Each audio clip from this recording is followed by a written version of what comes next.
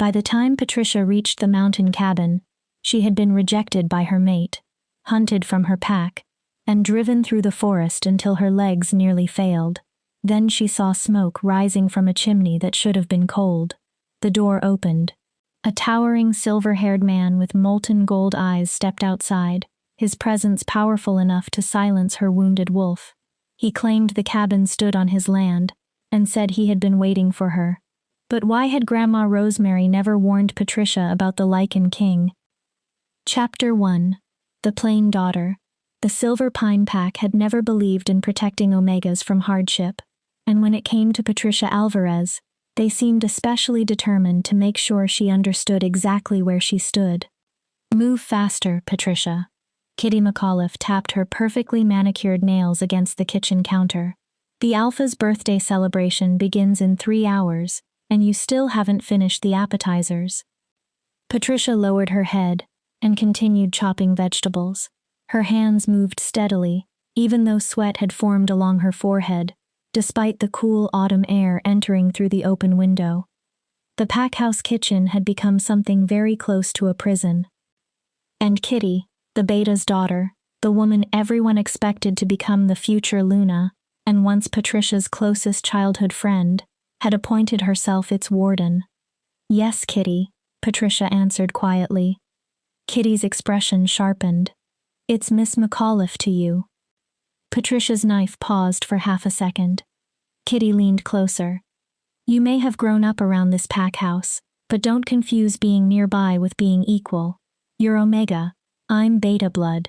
We are not the same. Patricia said nothing. There had been a time when they had been the same, at least in Patricia's eyes. When they were children, Kitty had braided Patricia's hair. They had raced through the woods together and pretended they were powerful warriors defending Silver Pine from imaginary enemies. That friendship had ended when Patricia shifted for the first time at 16. Her wolf had been small, russet brown, barely reaching the shoulder of many adolescent wolves in the pack. And with that first transformation came a label Patricia had never escaped. Omega. The lowest rank. The weakest position in a pack where strength decided nearly everything. Kitty's first shift had been completely different. She had become a graceful silver wolf whose coat gleamed beneath the moonlight. And almost as quickly as Kitty had changed forms, she had changed loyalties. The girl who once called Patricia her best friend began treating her like someone beneath notice. Patricia. Another voice pulled her from the memory. Tanya Moore, head Omega of the pack and Patricia's direct supervisor, entered the kitchen wearing her usual impatient expression. The Luna wants the salmon seasoned with dill instead of rosemary. Start again. Patricia froze. She had spent more than an hour cleaning, filleting, and seasoning 12 large pieces of salmon. Starting over now meant there was almost no chance she would finish everything before the celebration. But Tanya, the written menu from the Luna specifically said rosemary. Tanya's eyes flashed yellow. Are you arguing with me? Patricia immediately looked down. Even Omegas had a hierarchy, and Tanya had spent years making certain Patricia remained at the bottom of it. The Luna changed her mind, Tanya continued. Unless you're suggesting Luna Georgina isn't allowed to change her own menu inside her own pack house. No, of course not. Patricia gathered the prepared salmon. I'll redo it. Tanya's expression softened, though not with kindness. You know, Patricia, your life wouldn't have to be this difficult if you accepted Blake Todd's offer. Patricia's stomach tightened. Blake was the pack's head warrior. He was also 20 years older than Patricia and had spent the last 6 months becoming increasingly aggressive about his interest in her. He wanted an Omega mate. Not a partner. Someone who would cook his meals, clean his home, bear his children, and never challenge him.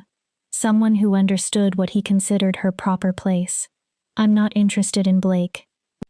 Patricia scraped the perfectly seasoned salmon into the trash and opened the refrigerator for new pieces. Kitty laughed from the counter, where she had been pretending not to listen while filing her nails. Not interested? She looked Patricia up and down. You're 23. You aren't getting younger, and you certainly aren't getting prettier. Blake is offering you protection and security. As much security as someone like you can expect anyway. And somehow you're still too proud to take it. I'm not proud. Patricia's hands trembled slightly. I just want what everyone else wants. Kitty lifted one eyebrow. Patricia swallowed. A true mate. Someone who actually sees me. Silence held the kitchen for a heartbeat. Then Kitty laughed. Tanya joined her. A true mate? Kitty managed between bursts of laughter. Patricia, that might be the funniest thing you've ever said. Patricia stared down at the salmon. Kitty continued. You actually believe an alpha, or even a respectable beta, is going to look at you and feel the mate bond? She shook her head. You're an omega. The moon goddess doesn't waste true mates on wolves like you. The words struck exactly where Kitty intended them to. Patricia gave her no reaction.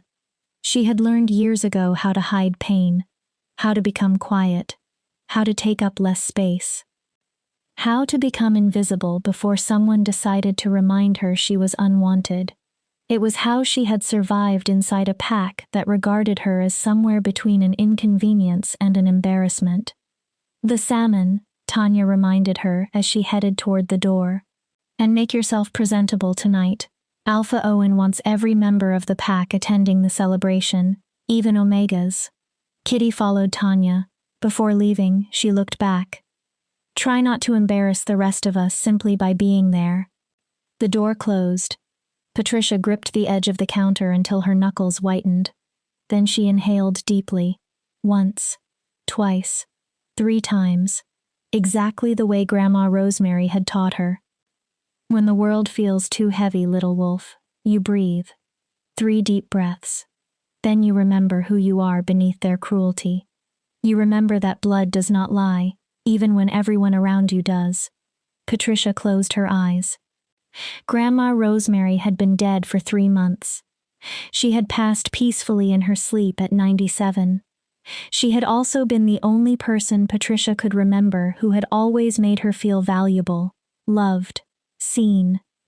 Every summer of Patricia's childhood had been spent in Rosemary's old mountain cabin, far from Silver Pine's hierarchy and suffocating rules. Those summers had been the happiest parts of Patricia's life. Rosemary had taught her herbs. Healing. Old traditions most modern packs had forgotten. She had taught Patricia that strength did not always roar. And she had told her again and again that being an Omega did not make her worthless. Now Rosemary was gone. And Patricia remained trapped among wolves who seemed to wish she would disappear with her. She had nearly finished seasoning the replacement salmon when the kitchen door opened again. This time Lucas Morrison walked in. Patricia's heartbeat changed immediately. Lucas was 27 and everything Silver Pine expected an alpha heir to be. Tall, broad-shouldered, dark-haired. His eyes could shift from warm honey to cold amber within seconds. He was Alpha Owen's son. And once he had also been Patricia's friend. The one person who had continued treating her almost normally after her Omega status was revealed. At least until 2 years ago. Patricia. Lucas sounded tense. We need to talk.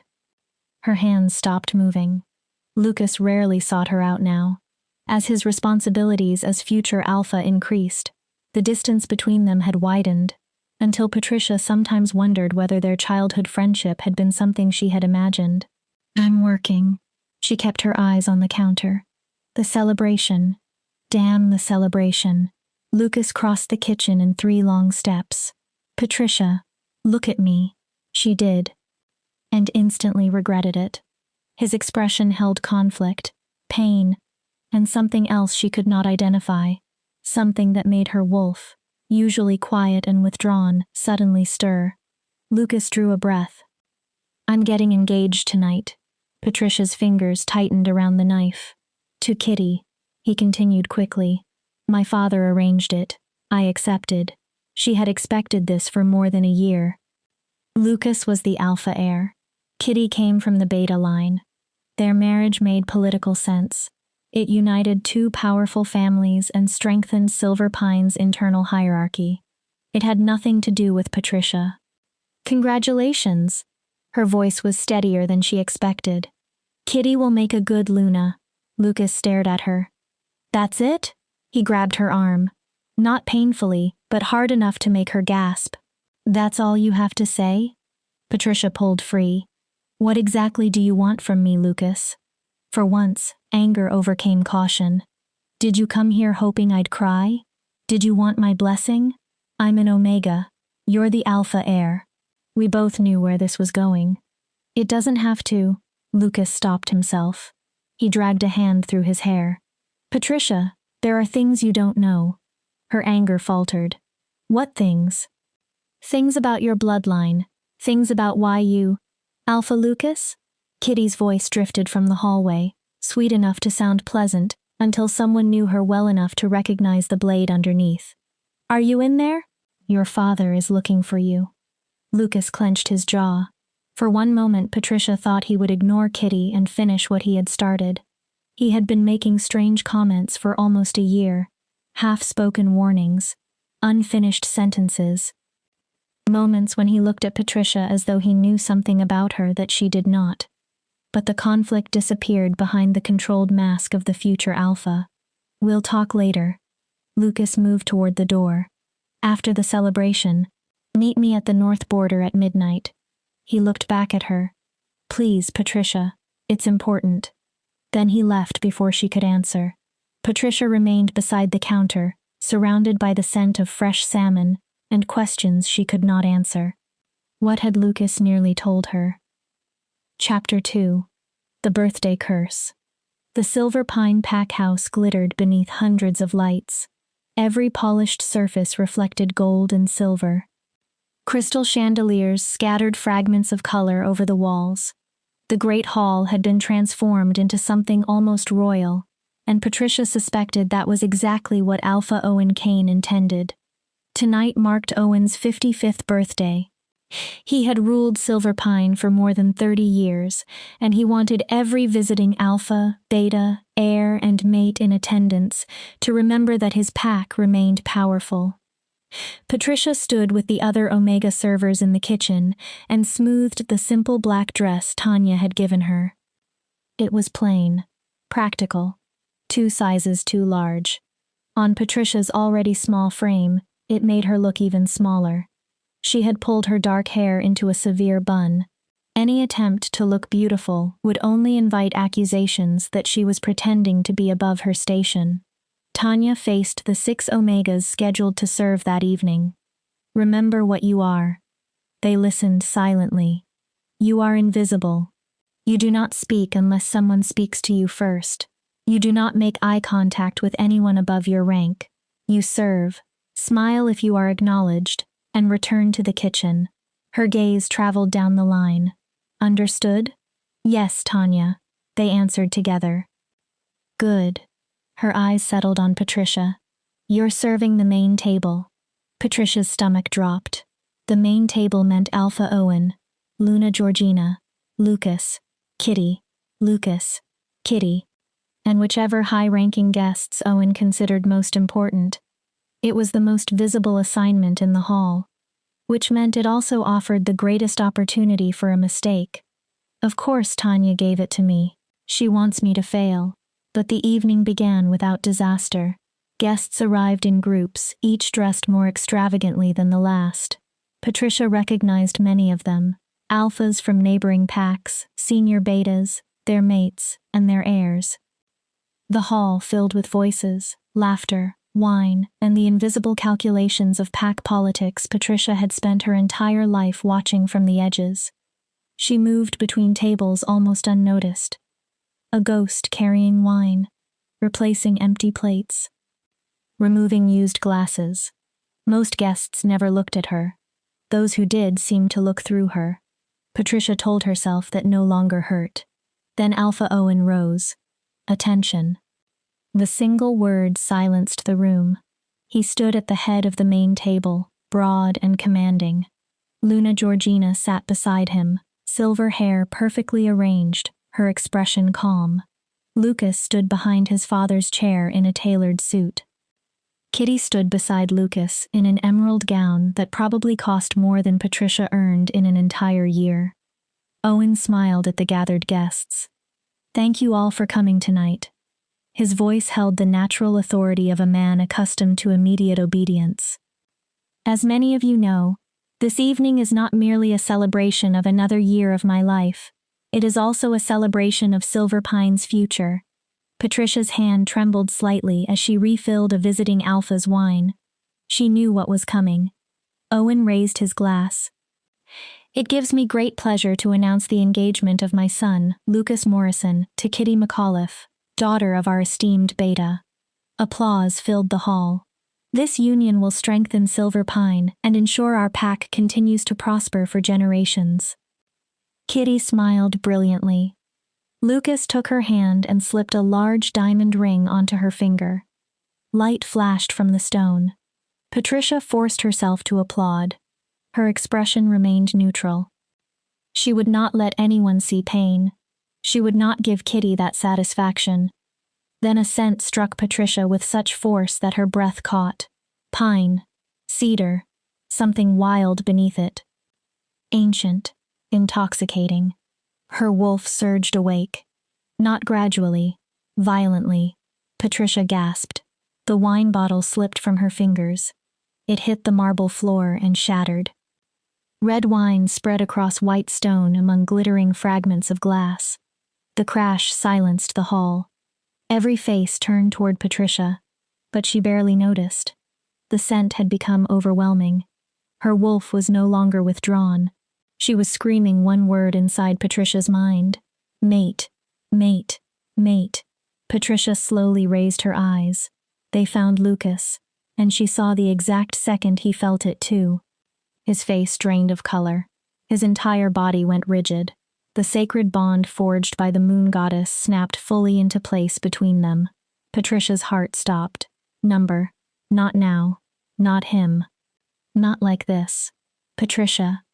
Lucas barely breathed her name, yet in the silent hall it carried. His expression held shock. Horror. Recognition. She's clumsy. Kitty stepped directly between them. Her voice cut through the moment. Alpha Owen, I apologize. The Omega will clean this up immediately. But Owen was not looking at the glass. He was staring at Lucas. The warmth had vanished from his face. Lucas. His voice was dangerously quiet. What does that look mean? Lucas clenched both hands. Nothing, father. His voice sounded empty. The noise surprised me. Liar. Owen did not raise his voice. He did not need to. I know what it looks like when a mate bond manifests. A terrible stillness settled over the hall. I will ask once more, what is the meaning of that look? Every wolf present understood what was at stake. A true mate bond was supposed to supersede arrangements, engagements, politics, status. If Patricia and Lucas were true mates, then his engagement to Kitty should have ended before it truly began. But Patricia already knew Silver Pine would never accept that. Not when Lucas's mate was an Omega. Not when that Omega was her. Lucas stopped. His eyes found Patricia. Something inside them seemed to break. Then his face hardened. She's nothing, father. Patricia stopped breathing. Just an Omega who startled me. Her wolf howled before Lucas even said the formal words. The rejection had already begun. Lucas. Tears blurred Patricia's sight. No, please. Lucas looked as though speaking was tearing him apart, but he spoke. I, Lucas Morrison, future alpha of Silver Pine Pack, reject you, Patricia Alvarez, as my mate. Patricia's legs weakened. I sever the bond between us of my own free will, and through the authority of my bloodline. Pain ripped through her chest. There was no comparison for it. It felt as if something had reached inside her body, wrapped its hands around her living heart, and torn it apart. Her wolf screamed. The bond pulled, stretched, broke. Patricia collapsed onto her knees among shattered glass and spilled wine. She pressed both hands against her chest, as though that could stop the damage. She could barely breathe. But the rejection had to be completed. If she refused to accept it, The unfinished break could destroy her. Her voice cracked. Patricia Alvarez. She forced the words through the agony. Accept your rejection. The mate bond snapped. Her wolf gave one small, broken whimper, then retreated so deeply inside Patricia that Patricia could barely feel her. Kitty laughed. The sound cut through the stunned room. Well, she smiled as though nothing more serious than a broken glass had interrupted the evening. Now that we've settled that, perhaps we can continue celebrating. I believe champagne is waiting. Conversation slowly resumed. Quiet at first, then louder. Servers hurried forward to clear the broken glass. Patricia remained on the floor. She could not make her body move. The rejection burned through her veins like poison. Get her out. Owen looked down at her with disgust. And contact the pack lawyer. I want this formally recorded. My son rejected his mate in front of witnesses. I want no future legal dispute over the bond. Hands closed around Patricia's arms. Blake Todd hauled her upright. His fingers dug hard enough to bruise. Come on, little Omega. His mouth moved close to her ear. Let's put you somewhere you can't ruin anything else. He began dragging her from the hall. Then his voice dropped. I have to admit, this works out nicely for me. Now that an alpha has rejected you, maybe you'll finally reconsider my offer. Patricia tried to pull away. Her body barely responded. The rejection had drained everything from her. Blake dragged her down a corridor and shoved her into a storage room that smelled of cleaning chemicals and stale air. You stay here until the celebration ends. He looked her over. And Patricia? She said nothing. Think about what I offered. His expression carried ugly satisfaction. You're damaged goods now. Nobody else is going to want you. I'm still willing to overlook your defects. He stepped back. All you have to do is say yes. The door slammed. A lock clicked. Patricia stood in darkness. Her mate bond was gone. Her wolf had vanished into silence. Every breath hurt. She sank down the wall and wrapped her arms around herself. Then she finally broke. She cried for the childhood friendship she had once shared with Lucas. For the mate bond she had felt for only moments before he destroyed it. For the love she had secretly hoped existed somewhere in the world for her. For a future that had disappeared before she ever touched it. But beneath all of that grief was something worse. Some part of Patricia had always expected this. Omegas like her did not receive grand love stories.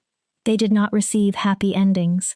They got rejected in crowded halls and locked in storage rooms while everyone else went back to celebrating. Hours passed, music faded, footsteps diminished. Eventually, Patricia's tears stopped because there seemed to be nothing left inside her to cry. She had nearly slipped into exhausted sleep when voices sounded beyond the door. Completely inexcusable. Tanya. Patricia straightened. The alpha is furious. He wants her gone. A male voice answered. One of the warriors. Gone as in expelled?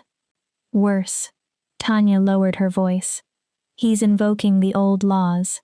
At dawn she'll be declared rogue. Patricia went cold. No pack will be permitted to accept her afterward. The warrior hesitated. That seems extreme. She disrupted the Alpha Heir's engagement, Tanya replied, destroyed pack property, and most importantly, attempted to claim a mate bond with the future Alpha, while knowing he had already been promised to someone else. Patricia stared into the darkness. Attempted to claim? She had done nothing. The bond had happened. The moon goddess had chosen it. But facts no longer mattered. Tanya continued. Alpha Owen is within his rights. Their footsteps moved away. Patricia remained still. Declared rogue. For many wolves, those 2 words were effectively a death sentence. Without pack protection, she would have no legal territory. No right to join another pack. No one required to defend her from supernatural predators or human hunters. She had less than 6 hours until dawn. She should have been terrified. Instead, one image came to her. Grandma Rosemary's cabin. The mountain property Rosemary had left Patricia in her will 3 months earlier. It stood far outside Silver Pine territory. Far away from Owen, from Kitty, from Blake, from Lucas. Patricia slowly pushed herself upright. The rejection still hurt, but for the first time since the bond snapped, her thoughts became clear. She had until sunrise. Enough time to escape. Enough time to gather what little belonged to her. Enough time to run. Patricia had spent most of her life running in one way or another. But this time she would run toward something. She would go to the cabin. She would claim what Rosemary had left her. And if she had to build a life alone in the mountains because her pack had never wanted her, then she would. She no longer had another choice. Chapter 3. The Inheritance. The lock on the storage room door was old. Simple. It had been installed to keep obedient Omegas inside, not determined prisoners. Patricia had learned how to pick locks at 13. That summer she had stayed with Grandma Rosemary while recovering from a training accident that left her with 3 broken ribs. Rosemary had placed a set of lockpicks into her hands. A wolf who cannot shift her way out of trouble needs other tools. The world is rarely kind to those it believes are weak, so become strong in ways it never expects. Patricia pulled a bobby pin from her hair. She bent it carefully. Less than 2 minutes later, the lock released. The corridor outside was dark. The celebration was over. She could hear occasional snoring from guest rooms and quiet voices belonging to night guards. No one watched the Omega wing closely. Patricia slipped into her room. Nothing had changed. A narrow bed, a dresser with 3 drawers, a window facing the training grounds. She had lived there for 7 years, ever since her parents died when she was 16. Silver Pine had taken her in afterward because pack law required it, not because anyone particularly wanted her. They had made that difference very clear. Patricia pulled an old backpack from beneath the bed. She packed quickly. 3 changes of clothes, a first aid kit, the envelope containing the deed to Rosemary's cabin, a small wooden box holding the only jewelry she owned. Inside was a silver necklace with a wolf pendant that Rosemary had given Patricia on her 18th birthday. She reached for her jacket. Footsteps sounded outside, heavy, male, coming directly toward her room. Patricia's heart raced. She slipped behind the dresser, squeezing into the narrow space between the furniture and the wall. The door opened. Lucas entered. His face looked exhausted in the moonlight coming through the window. "Patricia?" He spoke quietly. "I know you're here." She held her breath. "Please, we need to talk." Patricia wanted to remain hidden, wanted him to leave, wanted never to see him again. Then a sharp breath escaped her. Lucas heard it. He crossed the room, gripped the dresser, and moved it aside with one hand. Patricia was exposed. Lucas stared at her. His eyes were red. His hair was disordered. He looked as though the few hours since the celebration had aged him years. "Thank God." He reached toward her. "Patricia, listen. You have to leave tonight. Right now." She slapped his hand away. The phantom pain of the broken bond flared. "Don't touch me." Her voice was cold. "You made your position clear, Lucas." She stood. "Or should I call you Alpha Lucas now?" He flinched. "You don't understand." "No, I understand perfectly.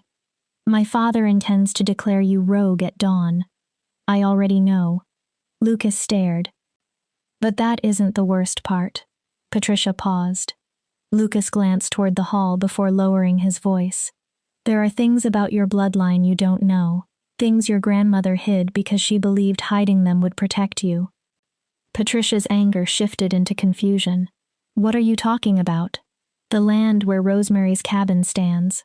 Lucas moved closer. "It isn't neutral territory." "What?" "It hasn't been for more than 50 years. Patricia felt unease crawl along her skin. "Your grandmother's property is on the edge of Blood Moon territory." Patricia shook her head. Blood Moon disappeared decades ago. Every pup knows that. After the Lycan King withdrew from the world, his pack scattered. The territory became unclaimed. That's the history we were taught. Lucas's expression tightened. It isn't true. Patricia stared at him. The Blood Moon territory was never abandoned. It still belongs to him. To who? The Lycan King. Lucas spoke the title quietly. He's still in those mountains. Patricia almost laughed. That's impossible. The Lycan King would be more than 300 years old. Lycans aren't normal wolves. Lucas shook his head. They're older, stronger, more powerful than any alpha, and this one didn't simply disappear. He went into something like hibernation, isolation, whatever you want to call it. Patricia stared at him. Lucas continued. Your grandmother knew him. The words struck harder than Patricia expected. What? She had an agreement with him, some kind of bargain that allowed her to live on his land without interference. He gripped Patricia's shoulders. But Rosemary is dead. Whatever agreement protected her may have died with her. Patricia pulled free. Rosemary had never mentioned a Lycan King. She had called the cabin Patricia's birthright, said their family had belonged there for generations. But Rosemary had also spoken repeatedly about blood, old magic, remaining true to yourself, even when everyone tried to make you smaller. Patricia looked at Lucas. Why are you telling me any of this? He went still. You rejected me. Her voice hardened. You chose Kitty. You chose your father. Why warn me now? I chose the pack. Lucas sounded desperate. I chose 300 wolves who depend on me over one. He stopped. One what? Patricia demanded. One Omega maid? You don't understand the politics. I understand enough. My father knew. Patricia frowned. Knew what? He knew about our mate bond before tonight. Silence. Patricia almost stopped breathing. What? Lucas looked away. He's known for 2 years. Patricia stared at him. When I turned 25, I started experiencing early signs of the bond. His voice became quieter. My father hired a seer. He wanted to know who my mate would be before the bond fully manifested, so he could arrange the most advantageous marriage. Patricia felt sick. The seer told him it was me. Lucas nodded. He forbade me from completing the bond. He ordered me to reject you the moment it fully formed. 2 years. Patricia barely recognized her own voice. You knew for 2 years. Patricia, you knew I was your mate. Tears burned her eyes again, but this time anger held them back. You watched me. You avoided me. You let me believe I imagined everything between us. I was looking for another solution. Lucas stepped toward her. I tried to persuade him. I searched pack law for anything that could let me claim you and still remain heir. But you found nothing. Tonight the bond manifested in front of everyone. Lucas's voice cracked. I had no choice. You had a choice. If I had accepted you, my father would have challenged me for the alpha position. He looked directly at her. He would have killed me, Patricia. She said nothing. And after killing me, he still would have declared you rogue. Lucas spread his hands helplessly. At least this way you're alive. Barely. Patricia lifted her backpack. You should leave. Patricia, please. Someone could see you. Her smile held no warmth. You wouldn't want anyone misunderstanding your relationship with a rejected Omega. It might damage your engagement. Lucas's eyes filled. Actual tears rolled down the future Alpha's face. I know I don't deserve forgiveness. No. I know what I did can't be repaired. But please listen about the cabin. He stepped closer. Don't go there. Patricia frowned. Go anywhere else. I'll give you money. I can arrange passage through another territory. I can... Why? Because you don't understand what the Lycan King is capable of. Patricia gave a hollow laugh. I've been rejected by my true mate, locked in a storage room, and sentenced to become rogue at sunrise. She looked at him. Whatever this terrifying king might do cannot be much worse than what my own pack already has. You don't know that. No, Lucas. Patricia moved toward the door. You don't know what I'm capable of. She paused. Rosemary left me that cabin for a reason. Maybe she knew I would need it. Maybe she knew Silver Pine would eventually show me exactly how little I mattered here. Lucas opened his mouth. Your grandmother was... He stopped. Patricia turned. She was what? Conflict passed across his face. Then he shook his head. Nothing. She waited. Just be careful. He lowered his voice.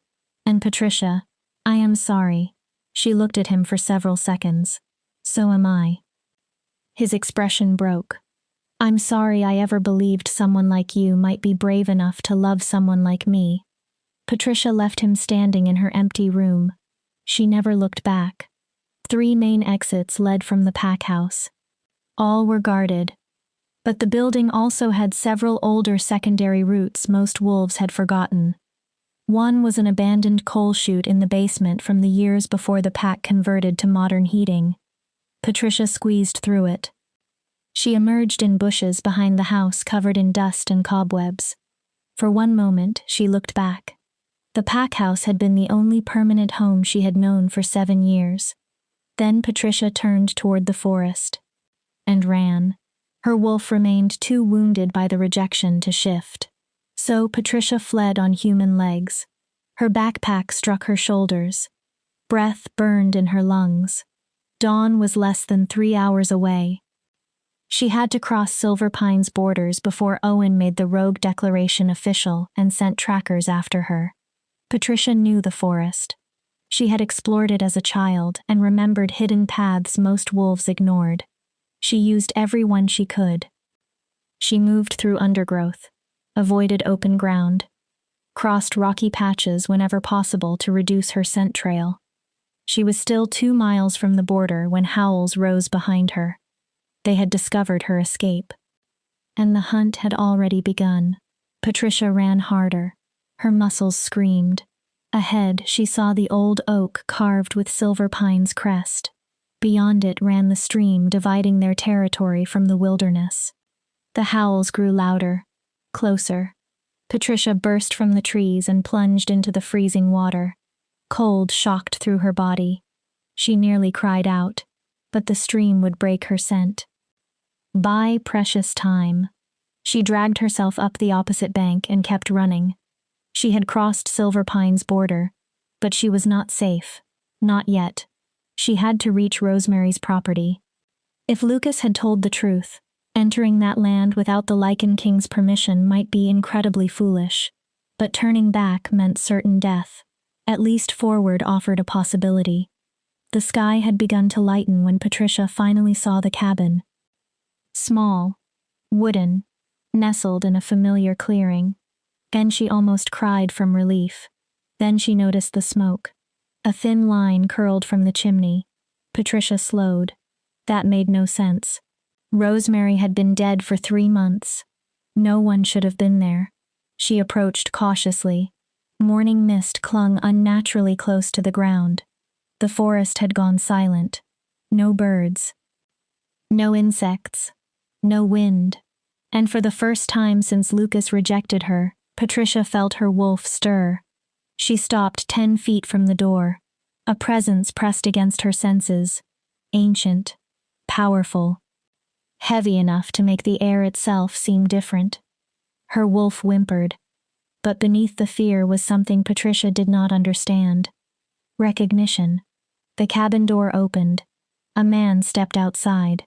He was enormous. At least 6.5 feet tall. Silver-white hair fell to his shoulders. His eyes burned molten gold in the dawn light. His clothing was simple, dark trousers and a loose shirt, but nothing about him felt ordinary. Authority radiated from him as naturally as heat from a flame. He looked at Patricia. For a long moment, neither spoke. Then the stranger smiled. It was the most frightening smile Patricia had ever seen. "Hello, little Omega." His voice was smooth, deep, and powerful. "I've been waiting for you." Chapter 4. Ancient Bloodlines. Patricia's legs refused to obey her. Every survival instinct told her to run. Her wolf told her the same thing. And yet the damaged creature inside her had also gone strangely still, almost mesmerized. The Lycan King descended the cabin's 3 wooden steps. Despite his size, he moved with perfect control, graceful, precise, like someone who had spent centuries learning exactly how dangerous he could be. "You're trembling." He studied her. Fear or cold? His gaze dropped to her soaked clothing. Perhaps both. Patricia forced herself to speak. "Who are you?" The question sounded weak even to her. "And what are you doing in my grandmother's cabin?" One silver eyebrow rose. "Your grandmother's cabin?"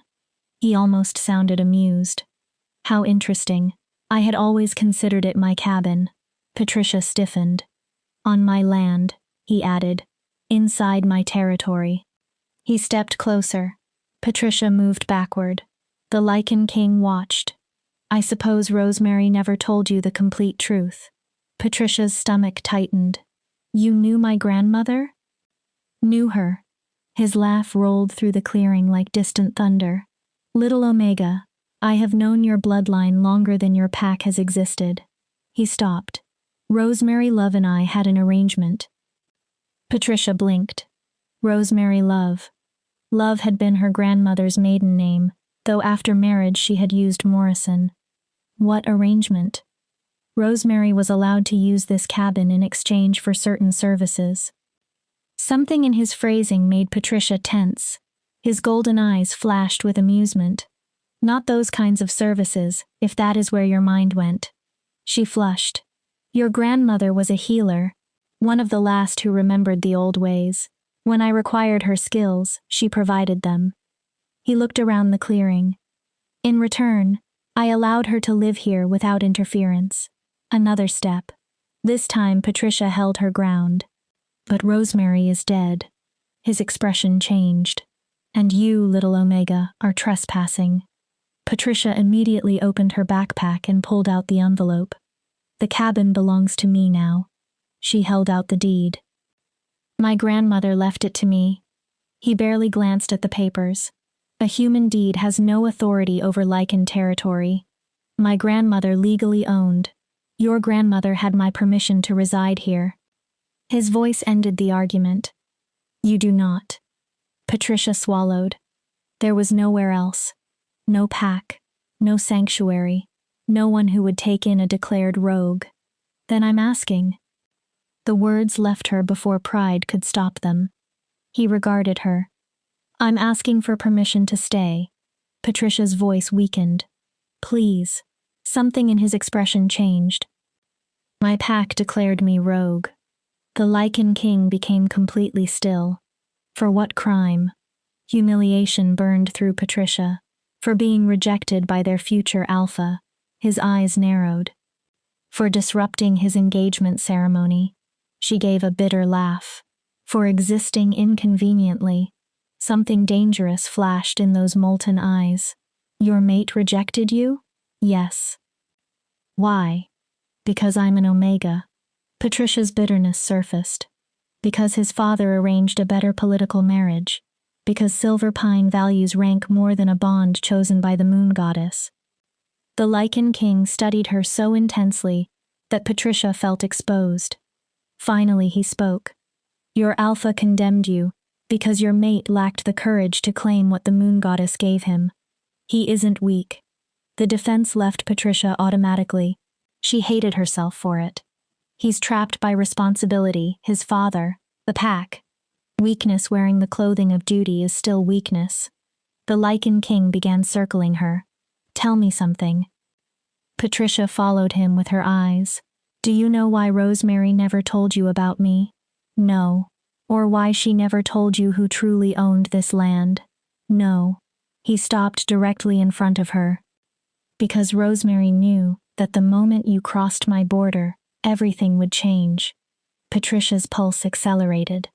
"She knew I would feel your presence." He leaned closer. "She knew I would recognize what you are." Patricia's throat tightened. "What I am?" She forced a laugh. "I'm an Omega, that's all." "No." His interruption was immediate. "You are Rosemary Love's granddaughter." Patricia stared. "That makes you a descendant of the Silver Moon bloodline." The name meant almost nothing to her beyond old stories. One of the original pack lines from before the Great Fracturing 3 centuries ago. His hand moved faster than Patricia could follow. He caught her chin and made her look directly into his eyes. Rosemary was not merely a healer. His voice lowered. She was a silver moon princess living in hiding. Patricia forgot to breathe. And if she was a princess, he held her gaze. Then royal blood runs through you. Patricia jerked against his grip. That's impossible. He released her. My family isn't royal. We're common wolves. Omegas. The Lycan King gave a humorless laugh. Is that what they taught you? Patricia stared at him. The Omega designation is not a measurement of your true strength. What else would it be? A measurement of where you submit within a pack hierarchy. He turned away. And your bloodline was never particularly skilled at submission. I don't understand. Of course you don't. He looked back. Your pack spent your entire life making you smaller, teaching you that their opinion determined your worth. His voice became colder. But Silver Pine has no authority here. He climbed the steps. On my territory, there is only one authority. He paused at the door. Mine. Patricia rubbed her arms, dizzy from exhaustion and revelation. So what does that mean? Are you allowing me to stay? For now. He looked over his shoulder. You may remain in the cabin while I decide what should be done with you. Done with me? Rosemary's bargain ended with her death. Perhaps you and I can negotiate another. His smile was sharp. But understand something, little Omega. You entered my territory. He opened the door. You follow my rules now. What rules? First, you do not leave my land without permission. Patricia frowned. The moment you cross the boundary, your protection ends. Any pack looking for a rogue may claim you. So I'm a prisoner. Call it protective custody, if that comforts you. Warm light spilled from the cabin. Second, you answer every question I ask honestly. I dislike liars almost as much as I dislike cowardly alphas who reject their mates. And if I refuse? He looked at her. I remove you from my territory myself. His eyes gleamed. Then you may discover how long an unprotected rogue survives. It was not a meaningful choice. Patricia straightened anyway. I'll stay. She met his gaze. And I'll answer. He waited. But I have conditions too. His eyebrows lifted. You have no leverage, yet you make demands. I want freedom to move around the cabin and forest. Patricia forced steadiness into her voice. And I want your word that you won't hurt me. I will not promise never to hurt you. Patricia stiffened. Pain is occasionally necessary for growth, he continued before she could respond. But I will not kill you or permanently harm you without cause. He considered the rest. You may move around the cabin and the surrounding forest. There are areas of this territory forbidden to everyone except me. How will I know? You'll feel the boundary. Patricia frowned. The land itself will warn you. He looked at her seriously. If you are intelligent, you will listen. The adrenaline that had carried Patricia through the night finally began to fade. Exhaustion settled into her bones. The ache from Lucas's rejection remained in her chest. The Lycan King noticed. Inside. I need sleep. You need answers first. Can it wait a few hours? No. The single word held absolute command. Patricia stared at him. The questions I have cannot wait. He stepped aside. Inside. Patricia climbed the steps. The cabin looked almost exactly as she remembered it. The worn leather sofa near the fireplace, the small kitchen, the cast iron stove, the wooden table where she and Rosemary had eaten countless meals. But new things had appeared. Ancient books lay across the table. A large map covered one wall, marked with symbols Patricia did not recognize. And in one corner stood an enormous 4-poster bed that had definitely not existed during her childhood summers. You've been living here, Patricia turned. Since my grandmother died. My cabin, he corrected. And yes. Why? Rosemary's death created complications. I needed to remain close while I dealt with them. What complications? The Lycan King closed the door. Patricia heard the lock. Her body tensed. She was alone with something ancient enough and powerful enough to kill her without effort. Sit. He indicated the sofa. And prepare yourself. Patricia slowly sat. The story you are about to hear will change everything you believe about Rosemary, your bloodline, and why your pack truly wanted you cast out. She clutched her backpack against her body. The Lycan King stood before the fireplace. His face was partly shadowed. When the world was different, 5 great packs dominated wolfkind. He began counting them. Blood Moon, Silver Moon, Dark Wood, Stone Fang, Nightshade. Patricia knew pieces of the legend. Each possessed its own territory, customs, and strengths, and each was protected by beings of extraordinary power, blessed to lead and guard their people. Patricia had always assumed those stories were mythology. The Silver Moon Pack was known for healers. The Lycan King continued. Not ordinary medicine, magic lived in their blood. They could repair the body and wounds of the spirit. He watched Patricia. Rosemary was the final pure-blooded Silver Moon healer. Patricia slowly nodded. Then he said something she did not expect. And she was supposed to belong to me. Patricia blinked. What? We were betrothed. His expression became unreadable. Our packs arranged a union between Blood Moon and Silver Moon. Patricia stared. Rosemary was supposed to become my queen. He spoke without emotion, but old anger lived beneath every word. Together we would have ruled the largest unified territory wolfkind had ever known. But she didn't. No. She married my grandfather. Yes. He said it with obvious bitterness. Rosemary fled the night before our bonding ceremony. Patricia stared. She disappeared into the human world, changed her name, married a common wolf who had no idea what she truly was. His jaw tightened. By the time I found her again, decades had passed. What happened? She asked for sanctuary. His expression darkened. For herself, for her family. Why? Rosemary had seen something. The fire cracked behind him. She believed Silver Moon blood was being hunted by something old and dangerous. Patricia's stomach tightened. She told me her daughter, your mother, had already been marked for death. Patricia felt tears gather. My mother died when I was 16. I know. A rogue attack. No. Patricia froze. The Lycan King's voice became quiet. There was no rogue attack. She stared at him. Your mother was assassinated. Patricia's breathing stopped. No. I failed to protect her. He looked toward the flames. I was consumed by resentment toward Rosemary, by the choices she made centuries after I believed those wounds should have stopped mattering. He faced Patricia again. And because of that failure, your mother died. The cabin seemed to tilt. Everything Patricia knew about her family suddenly felt uncertain. Why are you telling me this? The Lycan King came closer and crouched until his eyes were level with hers. Because you are in real danger. His hand lifted. He gently moved one wet strand of hair from her face. And because your rejection tonight was not random. Patricia stared at him. It wasn't simply pack politics. His golden eyes hardened. Someone wanted you vulnerable. A chill passed through her. Someone wanted you removed from pack protection. Who? His expression turned grim. That is what we are going to discover.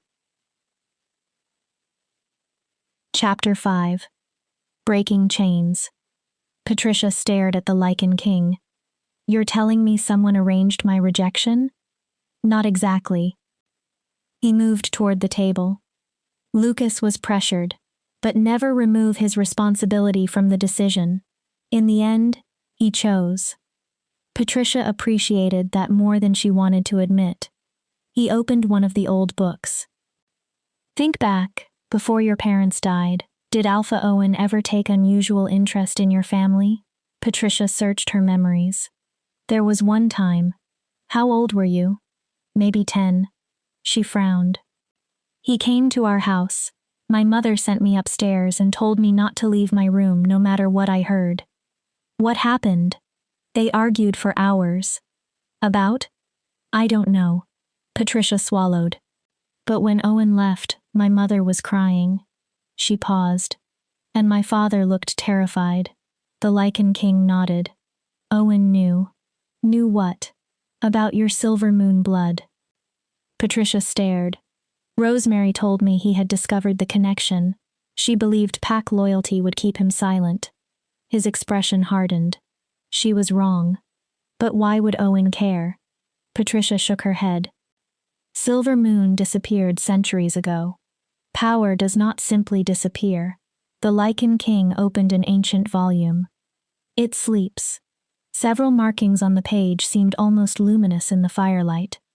It moves through bloodlines even when descendants no longer understand what they carry. He pointed to the text. Rosemary's ability was not merely knowledge of herbs. Patricia leaned closer. It was magic. No. Pure old magic. He tapped the page. Magic most wolves no longer believe exists.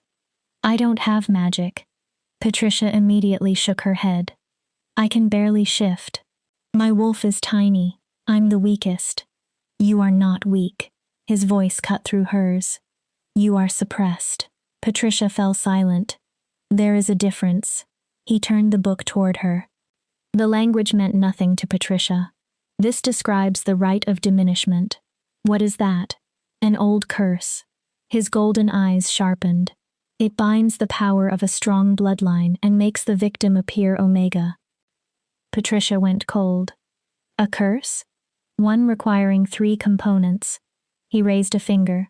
Blood sacrifice from the bloodline being bound. A second.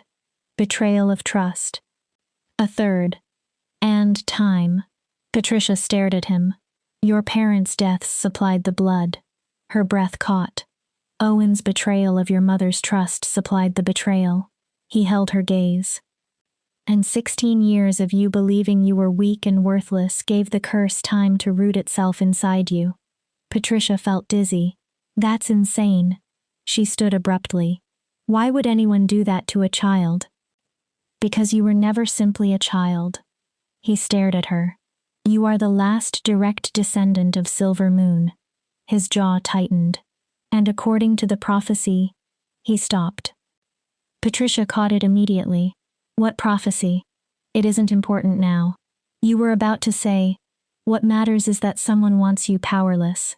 He closed the book harder than necessary. Someone wants Silver Moon erased. Patricia stared at him. And now that you have been rejected and declared rogue, you are exactly where they wanted you. Patricia's wet clothing suddenly felt unbearably cold. I need dry clothes. She rubbed her face. And I need time to think. Your old room is unchanged. He pointed toward the back of the cabin. Rosemary kept it exactly as you left it. Patricia walked toward the door, then paused. You still haven't told me your name. The Lycan King watched her. Calling you the Lycan King every time isn't exactly convenient. For a long moment he said nothing. Then, Vince. Patricia waited. Vince Shields. His expression shifted slightly. I have not spoken that name to another living person for more than 200 years. Patricia stared. Why tell me? If we intend to keep you alive together, first names seem efficient. The smallest hint of a smile touched his mouth. And Rosemary asked me to watch over you if anything happened to her. Patricia's chest tightened. I failed your mother. Vince's expression became hard. I will not fail again. Patricia entered her old room. The narrow bed still carried the patchwork quilt she remembered. The dresser remained painted with small wildflowers. Beyond the window lay the meadow where purple lupines bloomed during warmer months. She peeled off her wet clothing and found old jeans and a soft flannel shirt in the dresser. Then she looked at herself in the small mirror. She barely recognized the woman staring back. Her dark hair hung in tangled strands. Her eyes were swollen and red. and just above the shirt collar, Patricia froze. A pale silver mark curved across her skin, a crescent moon. She pulled the collar aside. The mark looked like an old scar, healed long ago, but Patricia had no memory of receiving it. She touched the crescent. Warmth spread beneath her fingers. Not heat from the skin, something deeper, like embers waking inside her chest. Magic? A knock startled her. Patricia. Vince. You need to see something. She opened the door. He held an old letter. The paper had yellowed. Red wax sealed the fold. And stamped into the wax was a symbol Patricia recognized immediately. Rosemary had drawn it dozens of times during Patricia's childhood. The silver moon crest. I found this among Rosemary's private belongings. Vince handed it to her. It is addressed to you. Patricia's fingers began trembling. She left instructions that it should only be given to you if you came here seeking sanctuary. Patricia broke the wax. Her grandmother's handwriting filled the page. The familiar curves alone nearly made her cry. My dearest Patricia, if you are reading this, then what I feared has happened. You have been rejected, cast out, made to believe you have no value by wolves too blind to understand what stands before them. My heart breaks knowing you are suffering. But I need you to know that the truth is far more complicated than the life you were allowed to see. The curse placed upon you was intended to hide you. I believed that if you appeared weak, if the world saw only an Omega, those who hunted our family might overlook you. I thought obscurity would keep you safe from politics, bloodshed, and the enemies that destroyed so much of Silver Moon. I was wrong. My attempt to protect you also made you vulnerable. Now I must ask something frightening of you. Trust Vince Shields. I know I taught you to be cautious around Lycans. I know I told you how dangerous they can be. Vince is different. He is bound by an ancient sense of honor that most modern wolves have forgotten. More importantly, he owes me a debt. That debt can only be repaid by keeping you alive. There are truths about Silver Moon magic I never taught you. Truths about what it means to carry our blood. Vince knows them. He can train you. He can help awaken what has been bound inside you. But breaking the rite of diminishment will hurt. The curse is anchored to your deepest wounds, your rejection, your fear. Every moment someone convinced you that you were worthless. To destroy it, you will have to face those wounds instead of hiding from them. You will have to trust after trust has brought you pain. I wish I could walk beside you. I wish I could make the path easier. But some journeys cannot be inherited from another person. Know that I loved you. Your mother loved you. And the power sleeping inside you is not something you should fear. You are Silver Moon. You carry royal blood. It is time to remember what that means. With all my love, Grandmother Rosemary. P.S. Do not let Vince frighten you too much. Under all the Lycan posturing, he is actually quite decent. You did not hear that from me. Patricia read the letter again, then once more. When she finally raised her eyes, Vince was watching. She always did enjoy having the final word. Patricia folded the letter carefully. The rite of diminishment. Her voice sounded stronger. You said breaking it would be difficult. Yes. What exactly happens? Vince turned toward the fireplace. The curse survives by attaching itself to emotional wounds. He watched the flames. Rejection, shame, grief. Every time you were hurt and decided that pain proved you were worthless, the curse strengthened. Patricia swallowed. To break it, you must confront those memories. All of them? The important ones. That sounds like psychological torture. It is. Vince did not soften the answer. That is why most victims never escape this kind of curse. Living diminished feels easier than touching what broke them. Patricia thought about Lucas, Kitty, her parents, years of being ignored or mocked, the storage room. The idea of willingly returning to those memories made her want to crawl back into bed. But Rosemary's words remained in her mind. You are Silver Moon. How long? Vince looked at her. To break the curse? Yes. Days, weeks, months.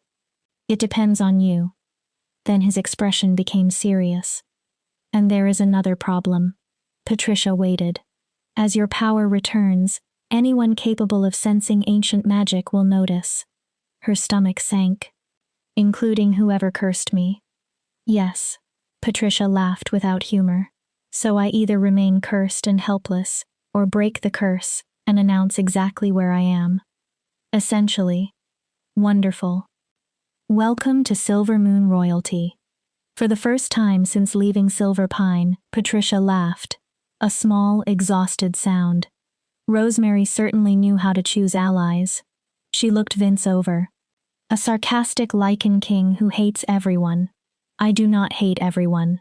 He sounded almost offended. I hate the portions of the world that murder innocent wolves and curse children. He moved closer. Patricia was again struck by how unnatural his presence felt. Too old, too controlled, too powerful for the small cabin around him. I need time, she shook her head. To understand all this, you have very little. Vince's expression sharpened. Your rejection happened hours ago. Silver Pine will already be tracking your trail. If they discover I'm here, they'll attack? No. His smile turned cold. They will report your location. To who? To the person who wanted you rejected in the first place. A chill ran along Patricia's back. And that person will send something worse. What's worse than pack trackers? Hunters. Patricia froze. Human mercenaries trained to kill supernatural beings. Vince's voice became distant. They are expensive, efficient, and morality rarely influences which contracts they accept. He looked at Patricia. I know them well. How? They nearly destroyed Blood Moon 300 years ago. Patricia slowly sat. They are the reason I disappeared. Her mind struggled to keep up. So my choices are to stay here, break a curse while professional killers come after me. She looked at him. Or leave and probably die because I have no pack. Yes. Those are terrible choices. Yes. Vince folded his arms. But they are yours. He took one step closer. So answer me, little Omega. His golden eyes held hers. Will you become what you are? Patricia said nothing. Or will you let the wolves who broke you win by convincing you there was never anything worth breaking? Patricia thought of her mother, Rosemary, Lucas, Silver Pine. She thought of 23 years spent accepting other people's judgment as evidence. I'm tired. Her voice was quiet. Vince waited. I'm tired of being small. Patricia lifted her head. I'm tired of being afraid. Her hands stopped trembling. And I'm tired of letting everyone else decide what I'm worth. For the first time, she held his gaze without looking away.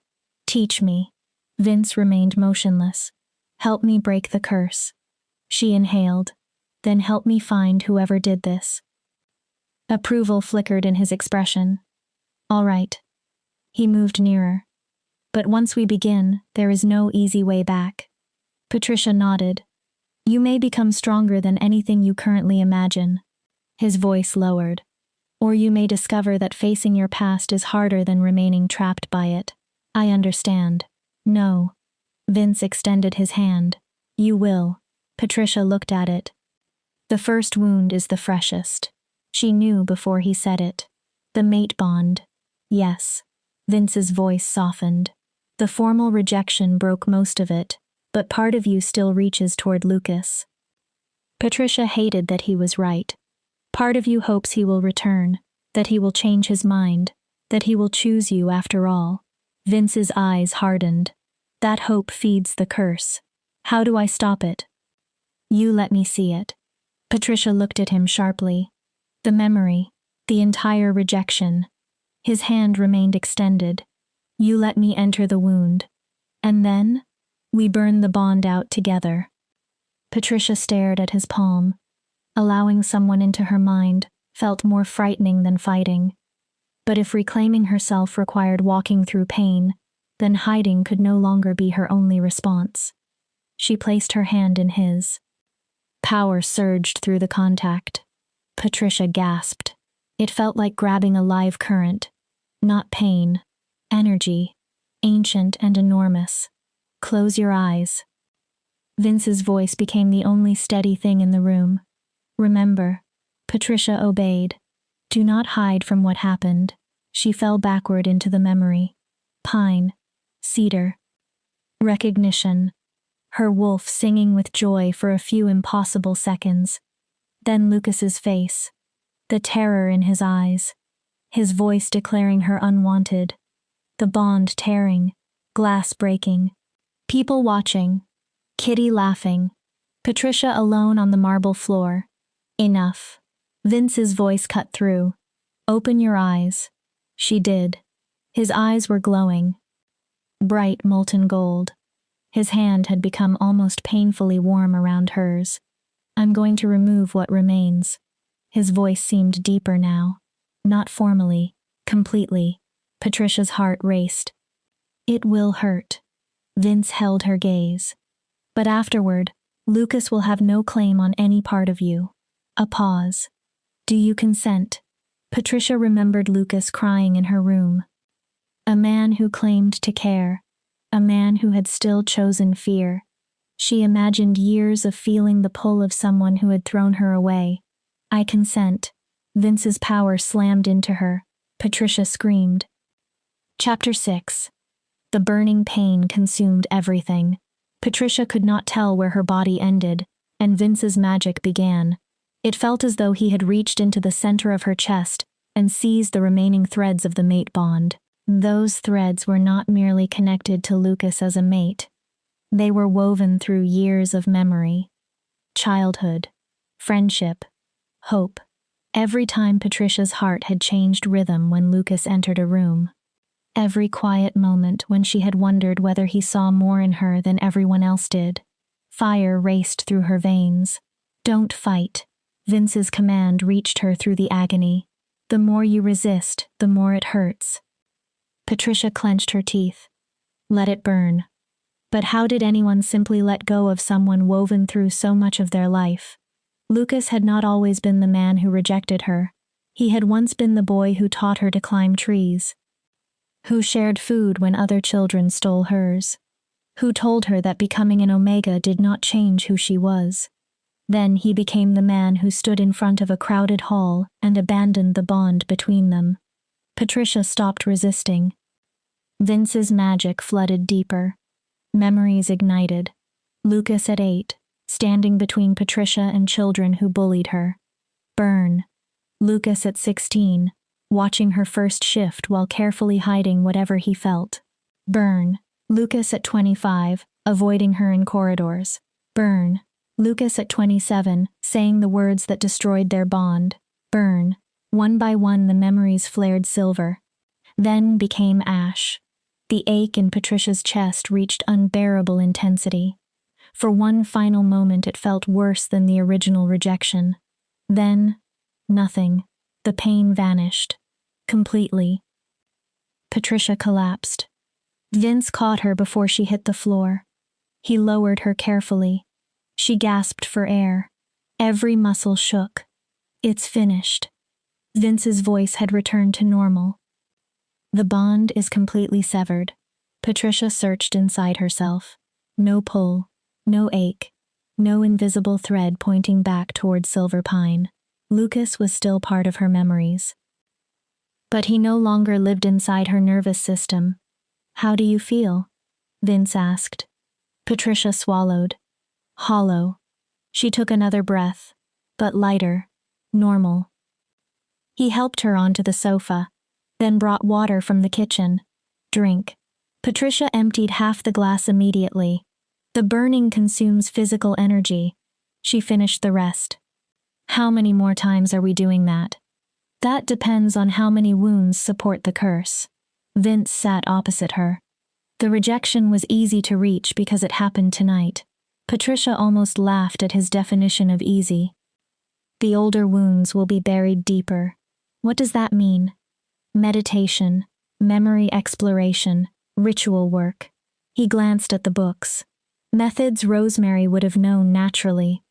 I will have to reconstruct some from old texts. So we can't just burn everything tonight. No. Vince's expression became serious. If we move carelessly, the curse will rebuild itself around pain we leave untouched. Patricia stared into the empty glass. How long until the person who cursed me notices? Impossible to know. He leaned forward. But once your power starts returning, your magical signature will change. Meaning? Anyone sensitive to old magic will begin feeling you. He stood and walked to the map. Which means we prepare. Patricia joined him. The map covered the region with glowing symbols and lines. This is my territory. Vince traced the boundary. 300 square miles of mountain forest. Patricia looked at him. All yours. All protected. His finger moved along markings. I built wards centuries ago. Nothing supernatural crosses these borders without me knowing. Nothing? Nothing supernatural. He emphasized the final word. Humans are more difficult. Patricia understood. Hunters. Exactly. Vince pointed toward red marks along the southern boundary. Old magic recognizes supernatural threats easily. Determined humans can sometimes move through where other beings cannot. What are those marks? Places where hunters attempted to enter. Patricia studied them. Most turned around when the wards pressured them. And the ones who didn't? Vince smiled coldly. They became part of the forest. Patricia looked at him. The being helping her was not gentle by nature. He had killed. Would kill again. He made no attempt to hide it. You really believe they're coming for me? I know they are. Vince turned. Which means you must learn to defend yourself. Patricia looked down at her small hands. I'm not a fighter. That is conditioning. My wolf is tiny. Your wolf is cursed. He cut her off. When the rite of diminishment is broken, your true wolf will emerge. His confidence left little room for argument. She will not be small. He began walking toward the door. But until then, you still need basic combat skills. You want to train me? I want you alive. Vince opened the door. I cannot protect you every second. Patricia thought of years spent avoiding confrontation, because fighting back only brought harsher punishment. The idea of learning how not to be helpless felt almost impossible. When do we start? Vince's smile showed approval. Now. They entered the clearing behind the cabin. Morning sunlight covered the meadow. Purple flowers moved in the breeze. Birdsong had returned. The peaceful beauty made what followed feel strange. Vince moved to the middle of the grass. First lesson. Patricia stopped several feet away. Forget everything Silverpine taught you about Omega submission. His tone sharpened.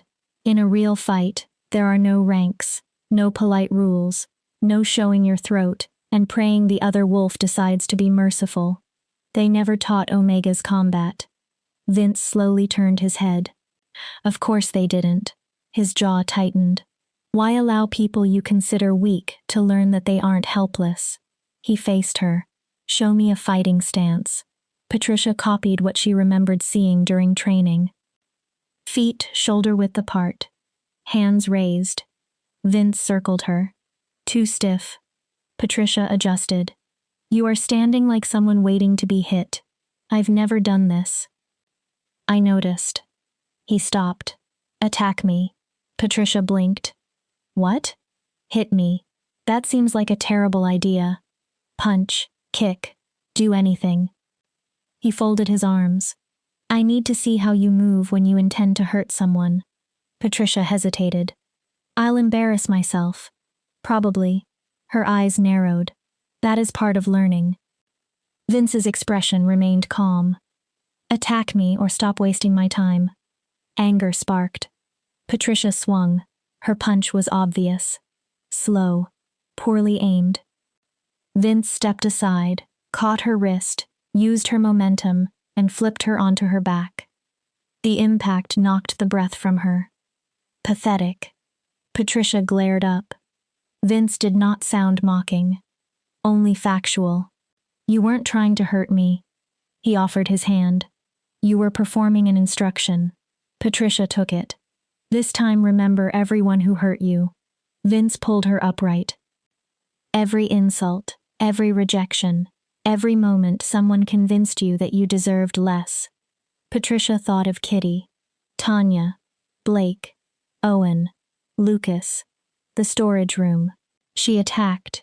Vince blocked again, but this time he had to move more quickly. Better. His eyes flashed. Now you're angry. Patricia breathed hard. Anger is fuel. He shifted position. Use it. Do not let it use you. They trained for hours. Vince taught her to strike. Block. Use leverage. Exploit a larger opponent's balance. Fall without panicking. Patricia hit the ground more times than she could count. Bruises accumulated across her arms and legs. Then she landed a kick against Vince's knee. He actually stumbled. Patricia froze. Vince looked almost pleased. Excellent. Pride warmed her chest. You learn quickly. He reset his stance. Years in a hostile pack gave you something useful. Patricia frowned. What? You read people. He gestured toward her. You spent years watching body language, because predicting someone's mood kept you safe. Patricia slowly understood. We turn that defensive instinct into offense. Eventually, Patricia bent over with both hands on her knees. I need a break, she gasped. I think I'm dying. You are not dying. Vince sounded unimpressed. You are weak from years of neglect. Patricia glared. He finally nodded toward the cabin. Fine, food. Inside, Vince surprised her again. He cooked. Well, eggs, toast, venison sausage. Patricia ate so quickly she almost embarrassed herself. She had not realized how hungry she was. What happens next? More combat training later. Vince poured water. Tonight we begin another memory session. Patricia slowed. Tonight? This afternoon you rest. He sat. I need time to prepare the ritual space. Ritual space. The deeper memories require stronger protections. Patricia stopped eating. What protections? A warded circle. Ancient safeguards. His expression became grave. Memory work leaves the mind exposed. We cannot risk anything taking advantage while your defenses are open. Patricia put down her fork. You keep saying something is hunting my bloodline. Yes. Do you actually know what it is? Vince remained silent long enough to answer the question before he spoke. I have theories, but no certainty. No. He leaned back. The rite of diminishment is extremely old magic. Very few living beings should even know how to perform it. So we're looking for someone powerful. Very. Someone who knows ancient magic. Yes. And hates Silver Moon enough to spend 16 years maintaining a curse. Vince nodded. Patricia shivered. That sounds like someone on your level. Possibly another Lycan. Vince's face darkened. Or something worse. Patricia stared at him. Comforting. Speculation helps nothing. He gathered their plates. Once your healing magic awakens, you may be able to read magical residue on the curse. Like tracking fingerprints. In a sense. So I'm becoming a magical investigator. You are becoming difficult to kill. Vince gave her a look. Everything else is a bonus. Patricia stood. Every muscle complained. I'm going to sleep. She reached her bedroom door. Then stopped. Vince? He looked over. Why are you really doing this? His expression changed. I understand the debt to Rosemary. Patricia studied him. But you're doing more than guarding a cabin. Vince was quiet. Then the armor around his expression cracked. 300 years ago, I failed everyone who mattered to me. Patricia said nothing. Hunters destroyed my pack. His voice became lower. My family died. My people scattered. Everything I had built disappeared. The ancient Lycan King looked suddenly less immortal. I withdrew because I could not live with the knowledge that I had not been strong enough to save them. He stepped closer. Rosemary gave me another chance. Patricia's chest tightened. She trusted me with the thing she valued most. His eyes met hers. Her bloodline. A pause. Her granddaughter.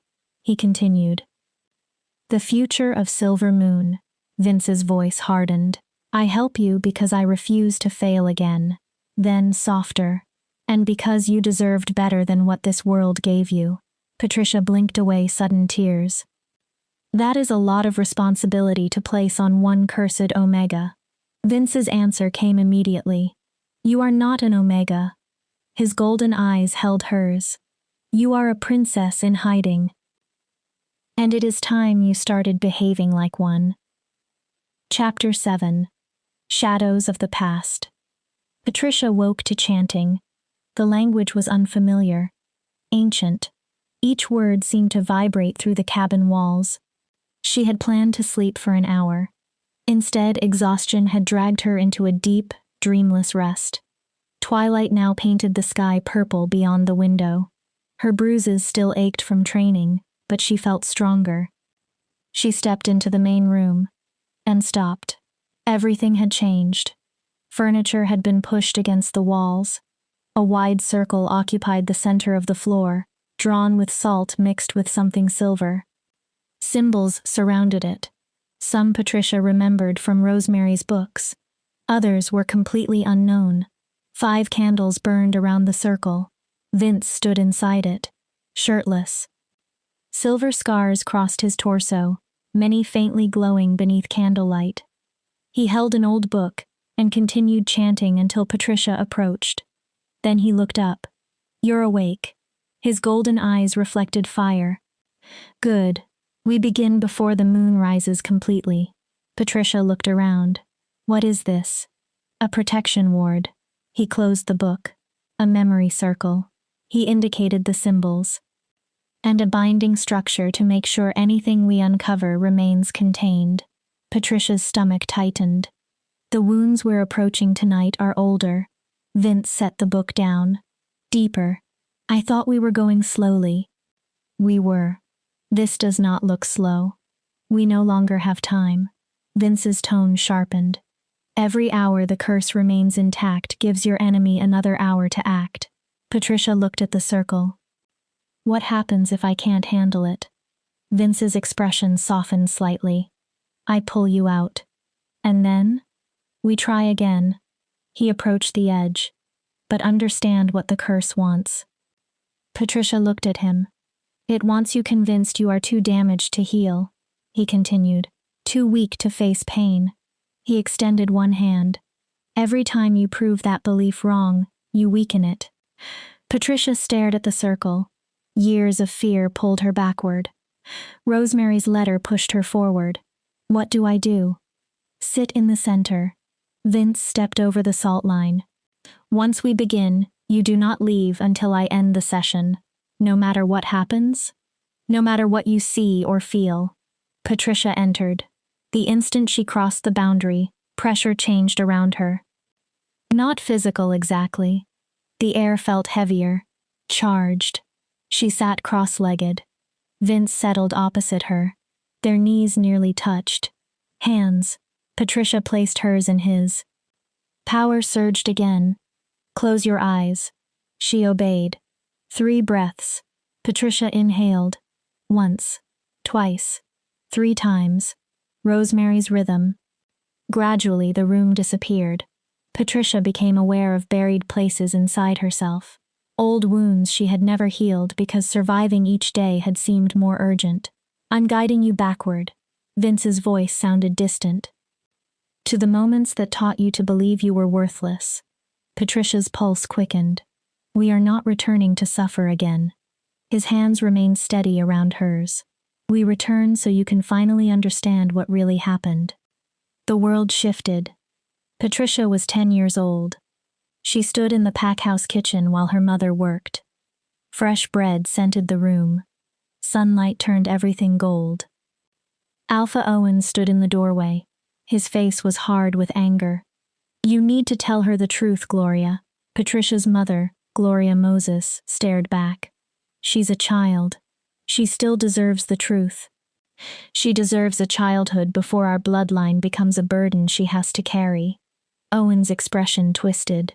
Your bloodline is a curse on this pack. Young Patricia hid behind the pantry door. She did not understand the words. But she understood that Owen was angry about her. Rosemary should have stayed where she belonged, Owen said.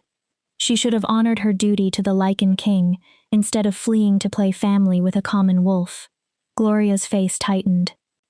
Do not speak about my mother that way. If I had my preference, all three of you would leave Silver Pine. Owen leaned closer. But your husband is too valuable, and I'm not cruel enough to send a child into wilderness. He paused. Yet. Gloria went pale. Owen, please.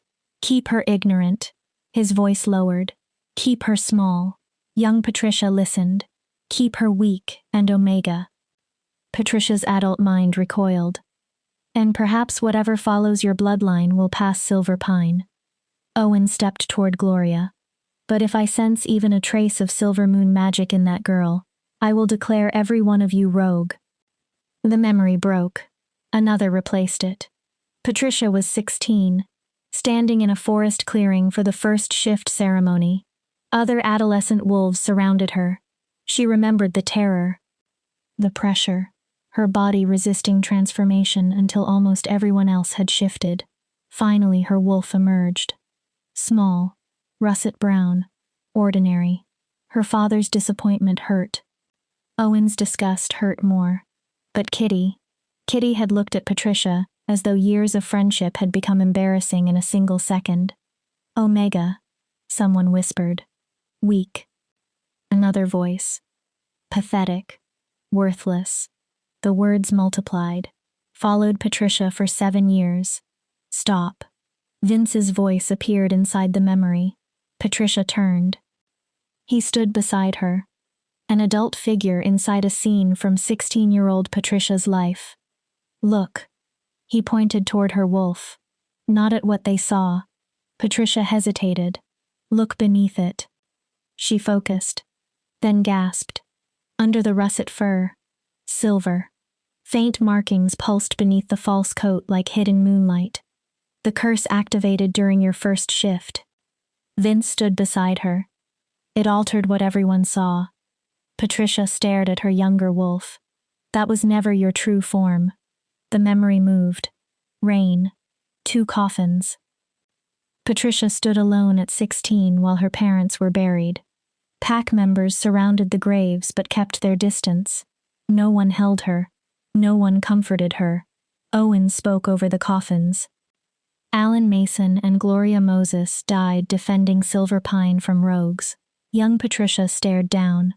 They will be remembered as heroes. But Patricia had seen her father's body. Even then, something about the wounds bothered her. Not claws. Not teeth. Vince's voice came beside her. Hunters. Patricia's breath caught. I confirmed it later, when Rosemary asked me to investigate. He looked toward the coffins. Your parents were deliberately targeted. Patricia felt the old grief rise. Your mother was killed so her Silver Moon healing ability could die with her. Rain ran across young Patricia's face. She had believed she was completely alone. That was when I started thinking there was something wrong with me, adult Patricia whispered. No. Vince's answer came firmly. You were surrounded by cowards. Patricia turned. Wolves too frightened of Owen to comfort a grieving child. He looked directly at her. That is not the same as being unworthy of comfort. Memories accelerated. Kitty's insults. Blake's advances. Tanya's contempt. Rooms falling quiet when Patricia entered. Years of tiny cruelties. No single moment catastrophic. Together, devastating. Enough. Patricia opened her eyes inside the ritual circle. Tears covered her face. Her hands had locked around Vince's. I can't. Her breath came unevenly. It's too much. Yes, you can. Vince tightened his grip. Because you have only seen what the curse wanted you to see. Silver power flowed through him. Now I will show you what it hid. Light exploded behind Patricia's eyes. Memories returned, but differently. She saw a wounded bird she had touched as a child. It should have died. Instead, it flew away. She saw plants in Rosemary's garden growing faster beneath Patricia's care. She remembered countless injuries from pack labor and training that healed unusually quickly without treatment. She had been using magic, instinctively, all along. She saw Owen looking at her, not with disgust, fear. He had kept Patricia close because even cursed, she frightened him. She saw arguments she had never known about. Lucas confronting his father, defending Patricia quietly, trying to protect her without directly challenging Owen. She saw Tanya's contempt from another angle. Jealousy hidden inside authority. You were never worthless. Vince's voice echoed through everything. You were dangerous. Patricia trembled. Powerful. Silver light surrounded them. A threat to everyone who benefited from keeping Silver Moon buried. Patricia began to sob. They convinced you that you were Omega because the truth terrified them. Something inside her broke, not painfully, like a chain giving way. I believe you, she cried harder. I believe you. Vince's eyes blazed, then burn. His power surged. Patricia let it in. Silver fire moved through every memory of shame, every insult she had accepted as truth. Every moment she blamed herself for being mistreated. Pain tore through her, but underneath it came release. Patricia screamed, not because she was being destroyed, because she was refusing to remain small. The candles flared. The salt circle began glowing, and somewhere deep inside, her wolf awakened. Patricia felt her clearly for the first time, large, powerful. Silver markings glowing through her coat. That's her. Vince's voice carried approval. Let her out. Patricia's body began to shift. But this transformation did not feel like the painful struggle she had known since 16. It felt natural. Bones moved. Power surged. Her wolf pushed forward. Then howls broke through the night. Vince's head snapped toward the window. Multiple wolves. Near the border. Then another sound. Engines. Vehicles. Metal. Weapons being prepared. Silver ammunition. Vince opened his eyes. Gold fire blazed in them. Hunters. Patricia's transformation stopped, and they brought reinforcements. But we just started breaking the curse. Exactly. Vince stood. Which means someone was waiting for this moment. More howls. Patricia recognized one. Blake. Horror spread through her. Silver Pine sent trackers. Vince's face became deadly. Owen cannot afford to let you survive now. He looked toward the door. Stay inside the circle. What? Do not cross that salt line. Where are you going? The wards will protect you while you remain inside. Vince reached the door, then looked back, to remind them why Lycans were once the most feared predators alive. He paused. If I do not return, there is a box beneath the floorboards under your bed. Patricia went still. It contains everything Rosemary wanted you to have. Vince, including instructions for continuing without me. He opened the door. Use them. Wait. But he was already gone. The door slammed. Patricia stood alone in the glowing circle. Outside, danger approached.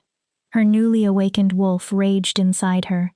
Every instinct demanded that Patricia fight beside him. But Vince had given her something she had rarely possessed. A reason to survive.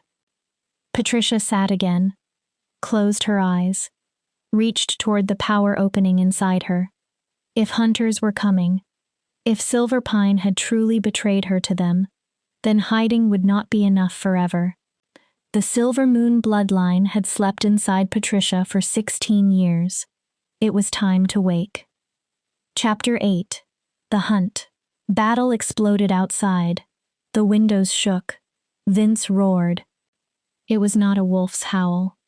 The sound came from something older and deeper, powerful enough to make the floor vibrate. Gunfire answered. Then screams. Patricia remained inside the circle. Every instinct told her to run outside. She forced herself to stay. Instead, she reached inward. "Come on. Wake up." Her wolf responded. Stronger than ever. The curse remained, but cracks had formed. Magic hummed beneath Patricia's skin. A window shattered. Glass sprayed across the cabin floor. A figure climbed through. Human. Black tactical clothing. Masked face. A modified rifle already pointed toward Patricia. Silver bullets. The hunter moved toward her. And stopped. The ward flared. Silver light rose from the salt circle and pushed against him. Well. His voice came distorted through the mask. The stories were true. He walked around the circle. The Lycan King still remembers the old wards. Patricia remained still. The hunter examined the symbols. Smart girl. He lifted the rifle, staying inside. Then his head tilted. But wards eventually fail. His voice remained casual. And whoever hired me is very patient. Who sent you? Patricia demanded. Does it matter? He shrugged. You're dead eventually. His words were frightening because they carried no emotion. Tonight, next month, next year. He adjusted his weapon. Contracts involving Silver Moon blood do not normally end with survivors. Patricia's heartbeat accelerated. You've hunted others like me. Hunted. The hunter sounded bored. Killed. Patricia stared. Your mother was difficult. Everything inside Patricia stopped. The hunter continued. 3 of us were required. She still injured 2 before she died. Patricia's vision narrowed. Your father was easier. No magic. He almost laughed. Just loyalty. Died protecting his mate exactly like a good wolf should. Rage exploded inside Patricia. The ward reacted. Silver light surged brighter. The hunter stepped backward. You murdered my parents. Patricia's voice shook. You hunted them. We're all animals. He raised his rifle. Some of us simply have better equipment. Patricia clenched both hands. These rounds are blessed with old magic. The hunter aimed. They can penetrate protections normal silver cannot. Patricia's eyes widened. They will not kill you through the ward. He placed his finger on the trigger. But they will hurt. A shot cracked. The bullet struck the barrier. Silver light exploded. Patricia stumbled. Pain destroys concentration. Another shot. Another flash. And once concentration breaks, the ward weakened. You will walk out without even realizing why. Outside, Patricia heard more howls. Blake. Other Silver Pine trackers. Vince's voice rose in the ancient language. Power shook the air. More engines arrived. More boots. More weapons. There were too many. Even Vince could not fight hunters and Silver Pine warriors forever. I have to help. But leaving the circle would expose her. Then Patricia remembered the box. Under the floorboards. Rosemary's instructions.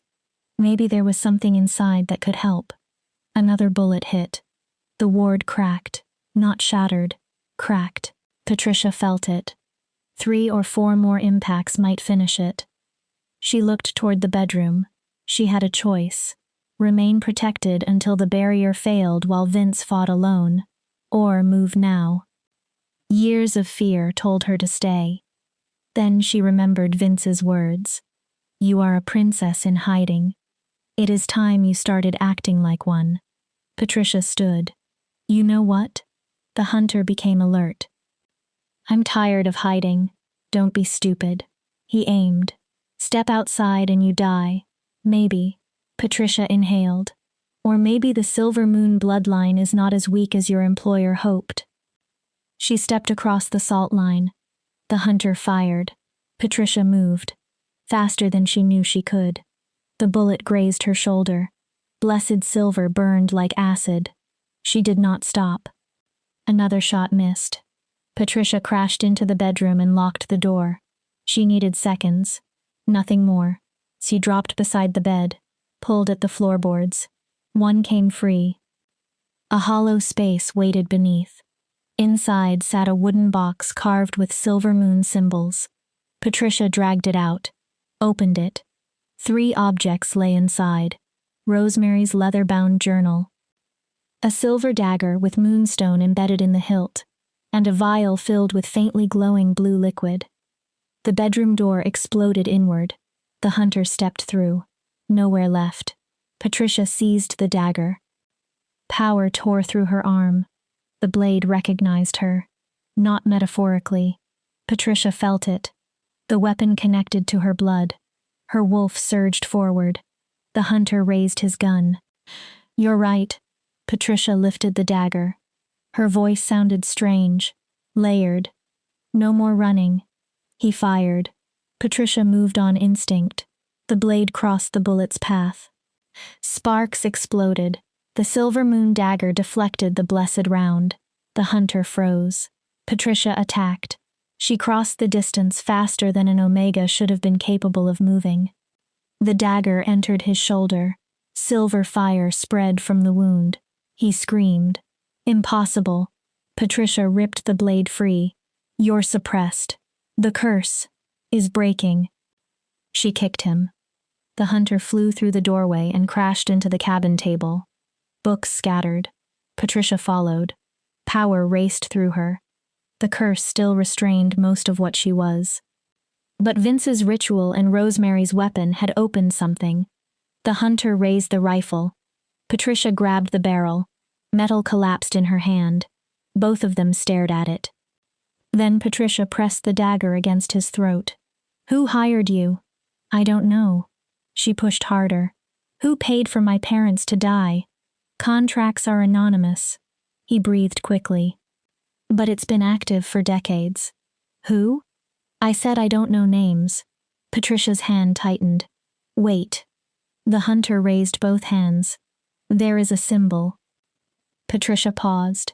"Every contract involving Silver Moon has it." "What symbol?" "A black rose." He swallowed. "Wrapped in silver thorns." Patricia slowly pulled the dagger back. "What does it mean?" "A signature." He coughed. "The guild has records going back 50 years. Same mark every time." He looked at the dagger. "That weapon is more than silver." Patricia waited. "It was designed to kill people like us." "Good." An explosion outside shook the room. Vince roared. This time Patricia heard pain. The hunter noticed. "There are 15 hunters outside." His voice became almost conversational. "And 20 wolves from your former pack." Patricia looked toward the broken window. "Even a Lycan can't fight forever." The hunter watched her. "Run." Patricia turned. "Take the dagger. Disappear. Live." For 1 second it sounded reasonable. Then Patricia realized she had been choosing survival through retreat her entire life. "No." The hunter tensed. "I'm done running." Patricia moved. The dagger flashed. The hunter fell still. Patricia stared at the body. A small piece of her recoiled. She had never killed anyone. But this hunter had helped murder her parents, had entered the cabin intending to kill her, would have fired without hesitation. Patricia took his tactical vest, 3 magazines, a combat knife. Then she noticed Rosemary's journal had fallen open. Writing covered the page. "If you are reading this while desperate, little wolf, then you need to know the fastest way to destroy the rite of diminishment." Patricia grabbed the journal. "The vial contains distilled moonlight essence. Power of the moon goddess, preserved through the old arts. If consumed, it can shatter the curse immediately." Patricia looked at the glowing liquid. "But understand the danger. If your wounds have not been properly released, your true power may awaken faster than your body can endure. The magic can destroy you from inside. Use the essence only when death is otherwise certain. If you survive, remember this. Power without wisdom destroys the person who carries it." Vince roared again. Patricia looked at the vial. Death was already outside. She uncorked it. Moon goddess. Her voice shook. Please. Patricia drank. Power exploded. She screamed. The curse tightened around her as if alive. The moonlight pushed back. Silver energy tore through every barrier. Patricia felt 16 years of suppression cracking at once. Her wolf surged. The cabin shook with her howl. Bones changed. Muscles expanded. Silver replaced russet. When the transformation ended, Patricia was enormous. As large as an alpha-born wolf. Silver fur glowed beneath the moon. Ancient markings covered her coat. Healing, protection, royal lineage. Patricia and her wolf merged more completely than they ever had. The being standing in the destroyed bedroom felt like the truth of something hidden since childhood. Patricia seized Rosemary's dagger between her jaws, then charged outside. Her roar stopped several hunters mid-motion. Vince stood in full Lycan form, massive, silver-white, covered in blood. Some his, most not. At least 6 hunters lay dead. Twice as many silver pine wolves had fallen, but numbers were wearing him down. He looked toward Patricia. Surprise flashed through his inhuman face. Then he smiled. About time. His voice was a growl. I was beginning to think I'd have to enjoy all of this alone. Patricia answered by attacking. She crashed into a group of hunters. Bodies flew. The dagger flashed from her jaws. 2 hunters went down before either could aim. Patricia moved like liquid silver. A silver pine wolf lunged. She recognized him from training. She caught him in midair and threw him into a tree hard enough to crack the trunk. She broke the curse. Someone shouted. Retreat. Vince immediately cut off the escape. He and Patricia moved together. No practice. No planning. Yet their fighting rhythms connected. Vince brought overwhelming strength and centuries of experience. Patricia brought speed, instinct, and healing magic that allowed her body to endure beyond normal limits. Together, they began changing the battle. Chapter 9. The Revelation. The fight continued beneath the night sky. Patricia stopped thinking and surrendered to instinct. Every small wound closed almost as quickly as it formed. Silver moon power moved through her blood. She was everything the curse had hidden, and she was furious. Every hunter before her belonged to the same world that had murdered her parents. Every silver pine warrior helping them had violated one of the oldest truths of pack loyalty. You did not deliver your own wolves to human hunters, not even because an alpha commanded it. Patricia had just brought down another attacker when a familiar voice cut across the chaos. Patricia! She turned. Stop, please. Lucas stood near the edge of the clearing. His wolf was bloodied and exhausted. 2 silver pine wolves remained behind him but showed no desire to attack. Patricia shifted partially. Not completely human. Not completely wolf. The new ability came instinctively. Her enhanced strength remained, but she regained speech. You came here? Her voice carried both woman and wolf. You rejected me. Lucas froze. Your father declared me rogue. Patricia's silver eyes blazed. And now Silver Pine helps hunters invade Lycan territory. She stepped toward him. What comes next, Lucas? Her voice became colder. Are you going to shoot me yourself? I'm not with them. Lucas shifted into human form. He raised both hands. I came to warn you. Patricia laughed. About what? The hunters currently trying to kill us? My father made a deal. Lucas sounded desperate. With someone powerful. Vince appeared beside Patricia. This attack is only the beginning, Lucas continued. Who? Patricia snarled. Who wants Silver Moon dead? I don't know the name. Convenient. He never told me. Lucas stepped forward. But I know what they promised him. Patricia waited. They promised my father the ability to absorb Lycan power. Vince became still. To become more than alpha. That is impossible. His growl deepened. A Lycan is born, not manufactured. Unless someone found a way. Lucas looked toward Patricia. My father has researched old magic for years, ever since he discovered Patricia's bloodline. Patricia felt cold. He believes silver moon blood can fuel a transformation. My blood. Not only your blood. Lucas's expression darkened. Your death. Patricia went silent. The ritual requires a silver moon descendant to be sacrificed during a lunar eclipse. Lucas swallowed. There is one in 3 days. 3 days? That's why the hunters came tonight. Lucas looked at her transformed body. My father wanted you dead before you broke the curse. Awe and fear mixed in his eyes. But now, what?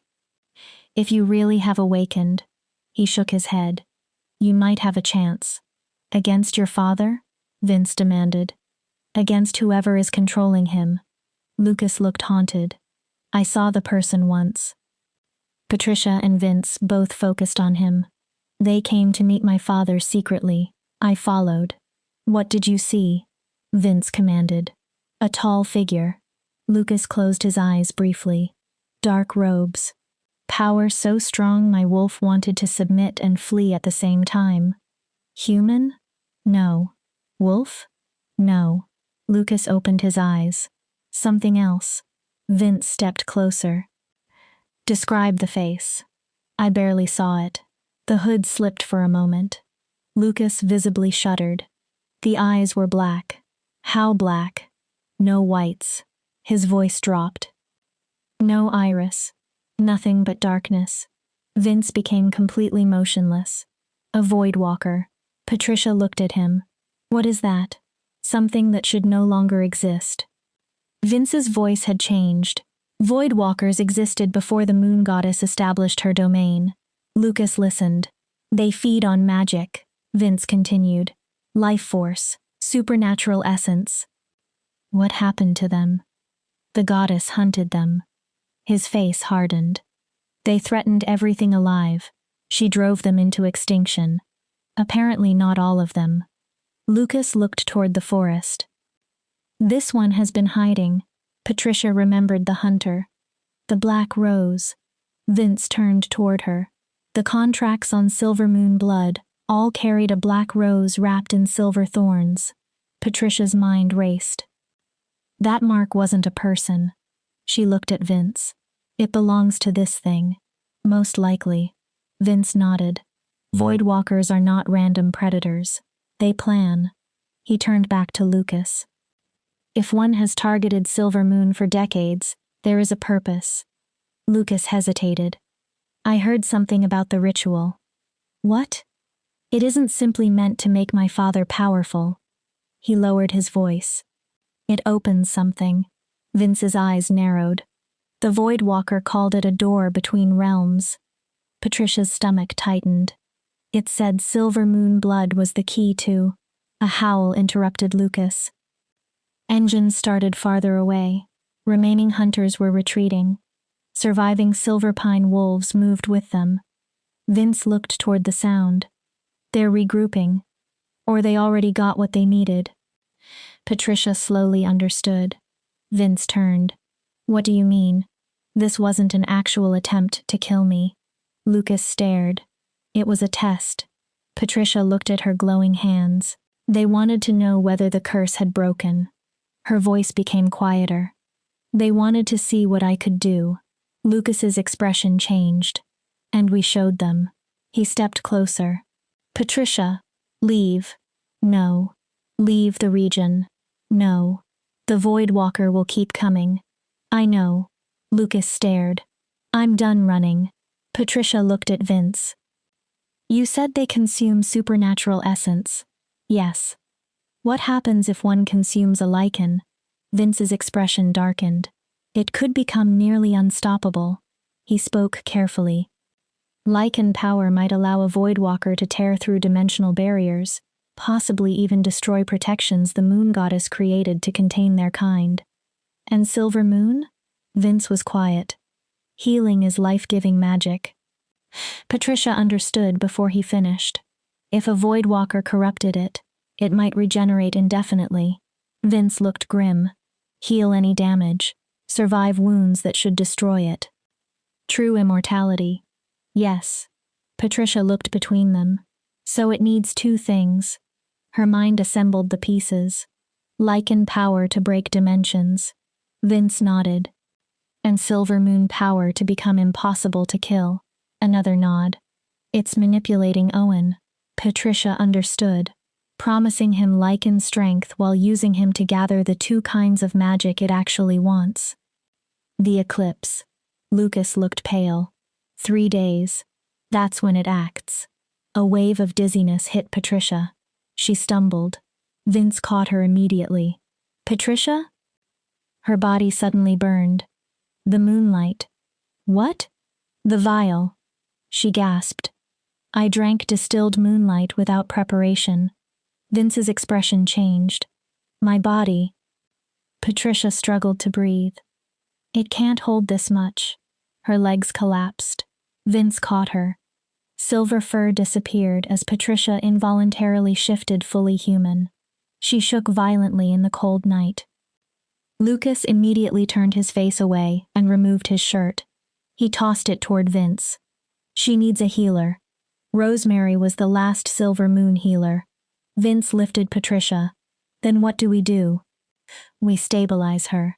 Vince began carrying her toward the cabin. And trust her own magic to save her. Patricia tried to speak. No words came. Power seemed to be consuming her from inside. Vision darkened around the edges. She had broken the curse. Awakened. Fought beside a Lycan King. And now she might die because her body could not survive becoming what it had always been. So much for being a princess. Then warmth spread across her chest. The silver wolf pendant. Rosemary's necklace. It glowed. A voice touched Patricia. Not sound. Memory and presence. Rosemary. Breathe, little wolf. Patricia's eyes closed. Your body remembers. Trust your magic. Trust yourself. The power is not killing you. Your fear of it is. Let go. Patricia stopped fighting the energy. Stopped trying to force it down. Stopped trying to control something she barely understood. She let it move. Magic flooded through her. Wild. Brilliant. Free. It swept through every cell. Then gradually, it settled. Not disappearing. Finding its place. Finding her. The magic recognized Patricia not as a prison but as home. Her eyes opened. Pure silver. I'm okay. Vince stopped walking. Patricia? I'm okay. He looked down at her. Are you certain? Yes. She felt the power now. Balanced. My body needed to remember how to contain it. Vince carried her to the porch and carefully set her down. Lucas remained several feet away. Patricia touched the glowing pendant. Rosemary left me another guide. Vince looked at it. She always planned farther ahead than everyone else. He turned toward Lucas. You should leave. Lucas shook his head. If your father learns you warned us, he already knows. Lucas looked toward Patricia. I'm not returning to Silver Pine. Patricia said nothing. My father has crossed every line. Lucas's voice hardened. He gave his own wolves to hunters. He allied himself with something ancient for personal power. His shoulders lowered. I can't serve that. Then he looked directly at Patricia. I know I don't deserve forgiveness. She remained silent. I failed you. His voice broke slightly. But if you allow me to stay, I want to fight. Patricia studied him. The bond was gone. Completely. When she looked at Lucas now, she felt no supernatural pull. Only distant sadness. And pity. But she remembered the boy he had once been. She also understood the reality before them. A void walker. A corrupted alpha. 3 days. Vince and Patricia needed every ally they could get. You can stay. Lucas visibly exhaled. But listen carefully. Patricia stood. I'm not the Omega you rejected. Silver flashed in her eyes. I'm not the girl who will forgive anything to keep everyone comfortable. She stepped toward him. If weakness or loyalty to your father causes you to betray us. Lucas did not move. I will end you myself. Understood? Lucas nodded. Completely. Good. Patricia pulled his shirt tighter around her. We have 3 days. She looked between Lucas and Vince. 3 days to prepare for a Void Walker, Owen, and everyone they bring. Lucas shook his head. That's suicide. Probably. We should find reinforcements. There aren't any. Patricia's answer came immediately. The supernatural world thinks Void Walkers are extinct. Vince nodded. Even if another pack believed us, no army could mobilize in 3 days. Lucas looked at Patricia. You just awakened. You barely control what you are. That's what Rosemary prepared me for. She glanced toward the ruined cabin. Why else leave the journals? The dagger? The moonlight? Patricia looked into the blood-covered clearing. She knew someday, whatever hunted our family would reveal itself. Her silver eyes brightened. We train. She turned to Vince. We learn everything we can. Then to Lucas. We find out how Void Walkers die. Lucas gave a bleak smile. Assuming they can. Patricia looked at Rosemary's dagger. Everything can die. Her voice carried certainty. You only need the correct weapon. They were outnumbered. Underprepared. Facing an enemy that had planned for decades. But they possessed one thing the enemy might not understand. None of them had anything left worth surrendering. 3 days. Patricia looked toward the moon. Then we finish this. Chapter 10. The Eclipse. 3 days passed with brutal speed. Patricia spent almost every waking moment training. Vince pushed her without mercy. Her newly awakened Silver Moon abilities surpassed anything she had expected. She could heal injuries that would have killed ordinary wolves, sense living beings from hundreds of yards away, manipulate life energy enough to strengthen another creature or weaken an opponent. But Vince repeated the same lesson constantly. Power without control is chaos. Patricia shifted from human to wolf, then back. Faster. She gritted her teeth. Shifted again. In combat, hesitation kills. Each transformation became smoother. Faster. But it still required energy. Lucas also became useful in ways Patricia had not expected. Before fleeing Silver Pine, he had stolen documents from Owen's office. Ritual notes, maps, records of ancient magic, and information concerning Void Walkers. Lucas spread several pages over the repaired cabin table. According to these notes, Void Walkers become vulnerable during dimensional transitions. Patricia leaned over the paper. When they pull energy from the void? Yes. Lucas pointed to a diagram. For roughly 3 seconds, their physical form destabilizes. 3 seconds. Patricia frowned. That's not much. It can be enough. Vince stood beside her. With your speed, 3 seconds is a very long opening. Lucas turned another page. The ritual requires several components. Patricia listened.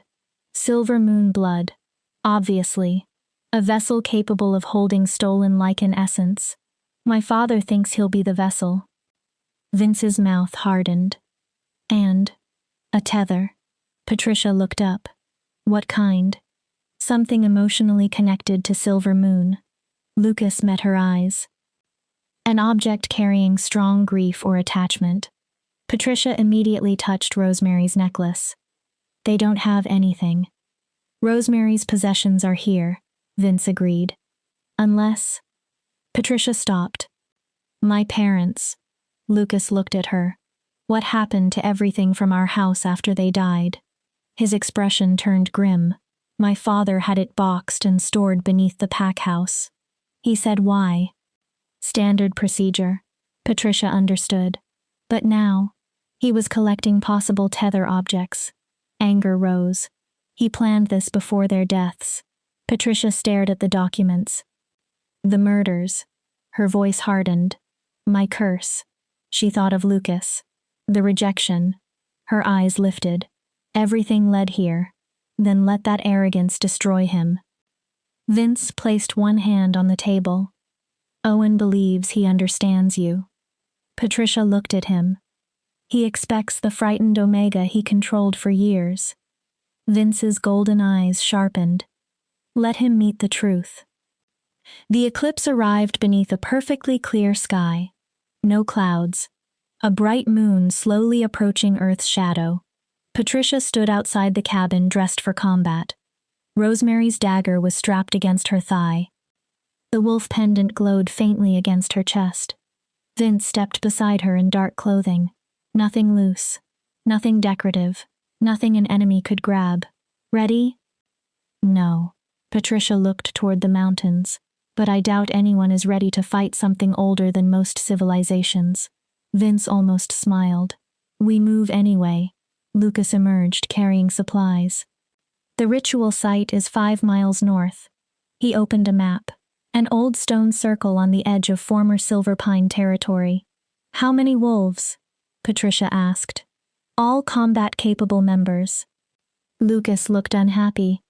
My father told them this is sacred, that his ascension will make him powerful enough to protect the pack forever. They don't know about the Voidwalker. No. So 60 wolves. Patricia counted mentally. A Voidwalker. She glanced at Vince. Possibly hunters. Vince nodded. Bad odds. Terrible. Then we do not fight everyone. Vince unfolded another map. The ritual only works during full eclipse. He traced a position. They have approximately 20 minutes. Patricia saw it. The Voidwalker will be focused on the spell. Owen will be focused on becoming a Lycan. The pack will be watching. Exactly. Vince's smile turned predatory. We strike when everyone believes they have already won. Lucas frowned. One problem. They looked at him. They need Patricia's blood. Patricia understood. They'll expect me. If you never appear, Owen knows the plan failed. Patricia considered it. Then let them capture me. No. Vince answered instantly. Vince. No. If they believe I'm helpless, they can kill you in 1 second with the correct silver weapon. Vince's voice hardened. You are powerful, not immortal. Lucas nodded reluctantly. He's right. Patricia crossed her arms. My father has seen enough of your strength to know you're dangerous. He won't take unnecessary chances. Then what? Vince turned toward Lucas. We create a distraction Owen cannot ignore. Lucas frowned. Your father declared you traitor? Yes. Then return. Lucas stared. Vince continued. And challenge him for Alpha. Silence. Patricia looked at Lucas. A formal challenge. Under pack law, Vince said, Owen cannot refuse without appearing weak before his wolves. Lucas slowly understood. He'll have to fight me before completing the ritual. Exactly. The eclipse window is still short. Patricia looked at Vince. We only gain minutes. Minutes are enough. Vince pointed at the map. While Owen fights Lucas, the pack watches. He moved his finger toward the stone circle. You and I enter from the opposite side. Patricia followed the plan. Destroy the tether. Then kill the Voidwalker when its physical form destabilizes. Patricia studied the map for another minute. Too many variables. Too many ways to fail. But every other plan was worse. All right. She turned toward Lucas. There's something you need to understand. He waited. If you challenge your father publicly, Silver Pine may never completely trust you as Alpha afterward. Lucas's expression remained calm. You'll always be the son who turned against his father. I know. His answer came quietly. But being accepted matters less than stopping him. He looked at Patricia. Some things matter more than obedience. The words carried their own apology. Patricia nodded. Nothing else needed saying. Less than 2 hours remained. They had their plan, their weapons, their choices. The ancient stone circle looked exactly as ominous as Patricia expected. 12 enormous stones stood in a perfect ring. Symbols older than modern languages covered every surface.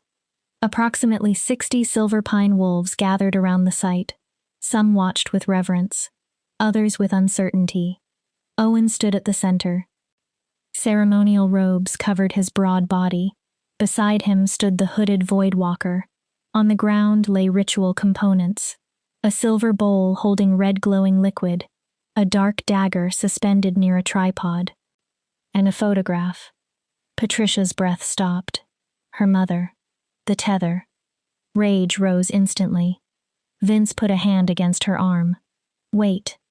They remained hidden in the undergrowth. The moon moved deeper into shadow. Owen raised both arms. Tonight, Silver Pine witnesses a new age. His voice carried across the clearing. Tonight I rise beyond Alpha. The pack watched. Beyond the limits placed upon our kind. He looked toward the darkening moon. Tonight I become something wolfkind has not seen in generations. His voice rose. A true Lycan. Many wolves howled. A few remained silent. The Voidwalker stepped forward. Its voice seemed to emerge from every direction. The blood of Silver Moon. The clearing quieted. That is the final requirement. Owen gestured. 2 warriors dragged a struggling woman forward. Patricia froze. Kitty. Vince's gaze sharpened. The Voidwalker circled her. There is Silver Moon blood here. Kitty stared in horror. What? Diluted. The creature leaned closer, distant. Its black presence pressed over the clearing. But, present. Kitty struggled. No. She may substitute if the direct descendant cannot be acquired. What are you talking about? Kitty turned toward Owen. You promised I would be Luna. Owen stared at her without compassion. You descend from Gloria Moses's sister. Patricia's heart pounded. That makes you a distant relative of Patricia. Kitty went white. Your blood will work. Owen looked toward the Voidwalker.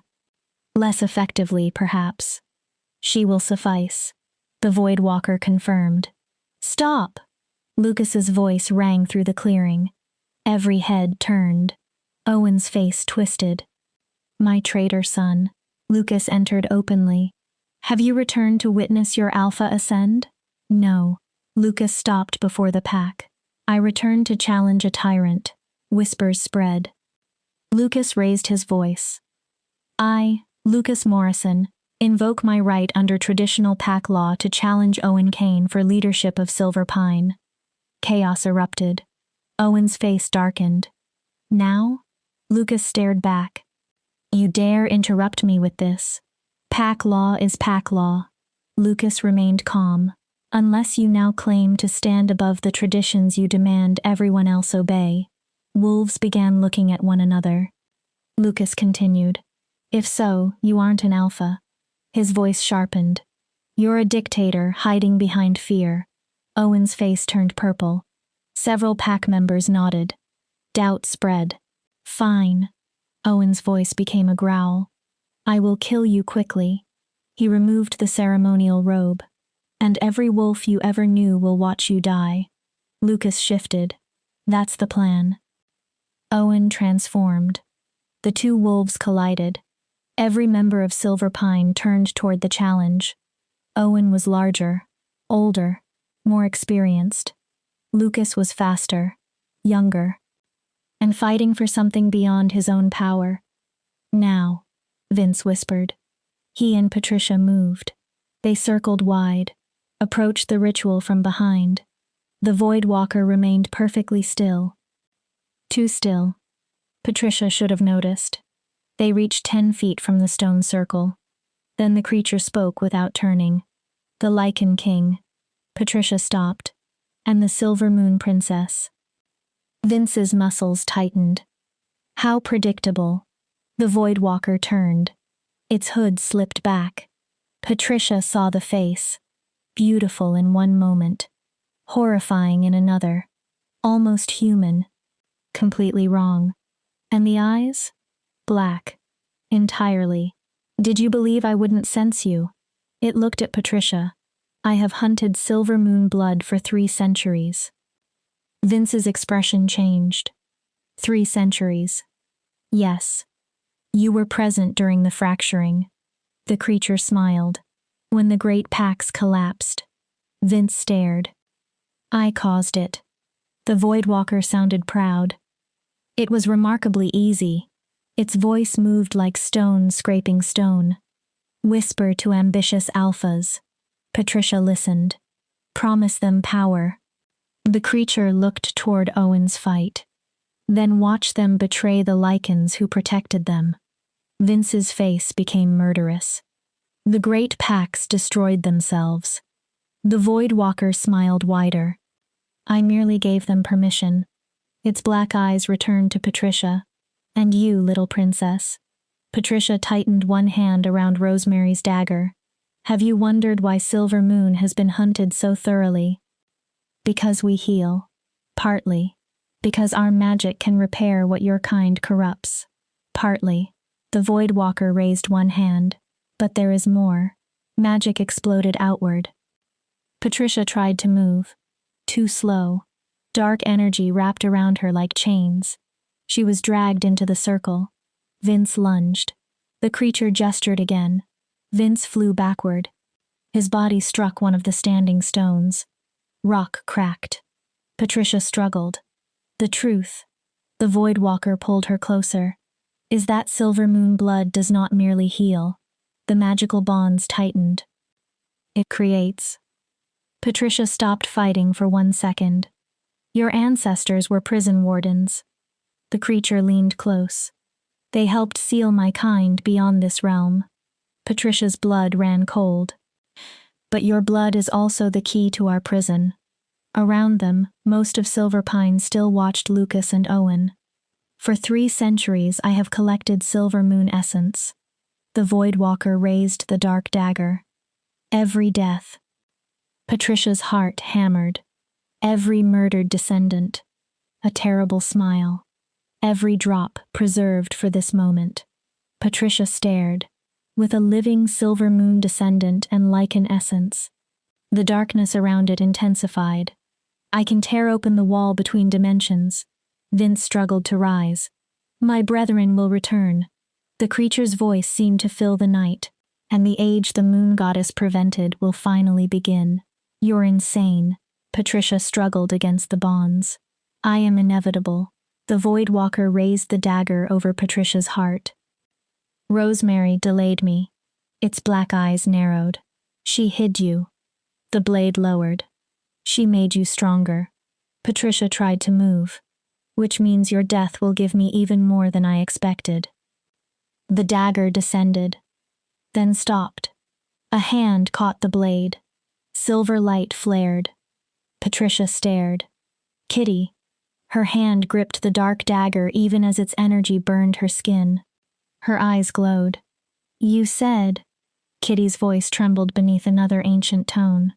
I have Silver Moon blood. The Voidwalker stared. Diluted. Kitty tightened her grip. Distant. Silver fire spread around her. But still there. Kitty released a burst of healing power. Pure silver light struck the Voidwalker. The magical chains around Patricia shattered. She fell free. Impossible. The creature recoiled. You aren't awakened. Kitty's eyes blazed. I am now. She looked toward Patricia. Pain filled her face. I was horrible to you. Patricia froze. Cruel. Kitty's voice broke. I let jealousy turn me into someone I hated. Kitty. But if I can do one thing right. Tears ran down Kitty's face. Maybe I can know I wasn't completely worthless. Don't. Patricia reached for her. Kitty attacked. She drove herself into the Voidwalker before it recovered. Her glowing hand struck its chest. Then Kitty released every piece of Silver Moon power her untrained body possessed. The creature screamed. Reality itself seemed to tear around the sound. Darkness poured from its chest. Its form destabilized. The dimensional anchor began collapsing. Patricia! Vince had regained his feet. Now. Patricia grabbed Rosemary's dagger. She moved. 3 seconds. Maybe less. She drove Silver Moon steel into the Voidwalker's chest beside Kitty's hand. Silver fire exploded. The creature screamed again. Its form burned from inside. It tried to retreat between dimensions. But Kitty's sacrifice had closed the path. The Voidwalker began disintegrating. This is not over. Its voice fractured. There are others. Patricia held the dagger. They will come.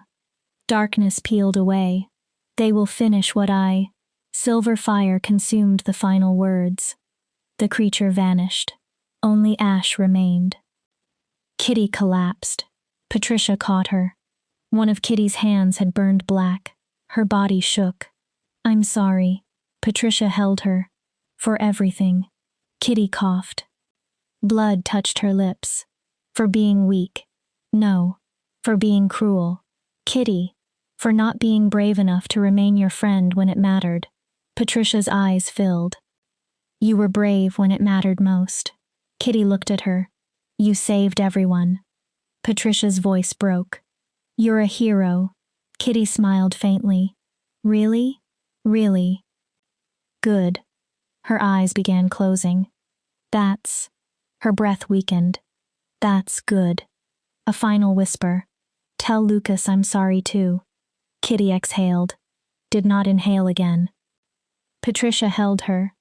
Grief and gratitude tore in opposite directions. Kitty had helped make Patricia's life miserable.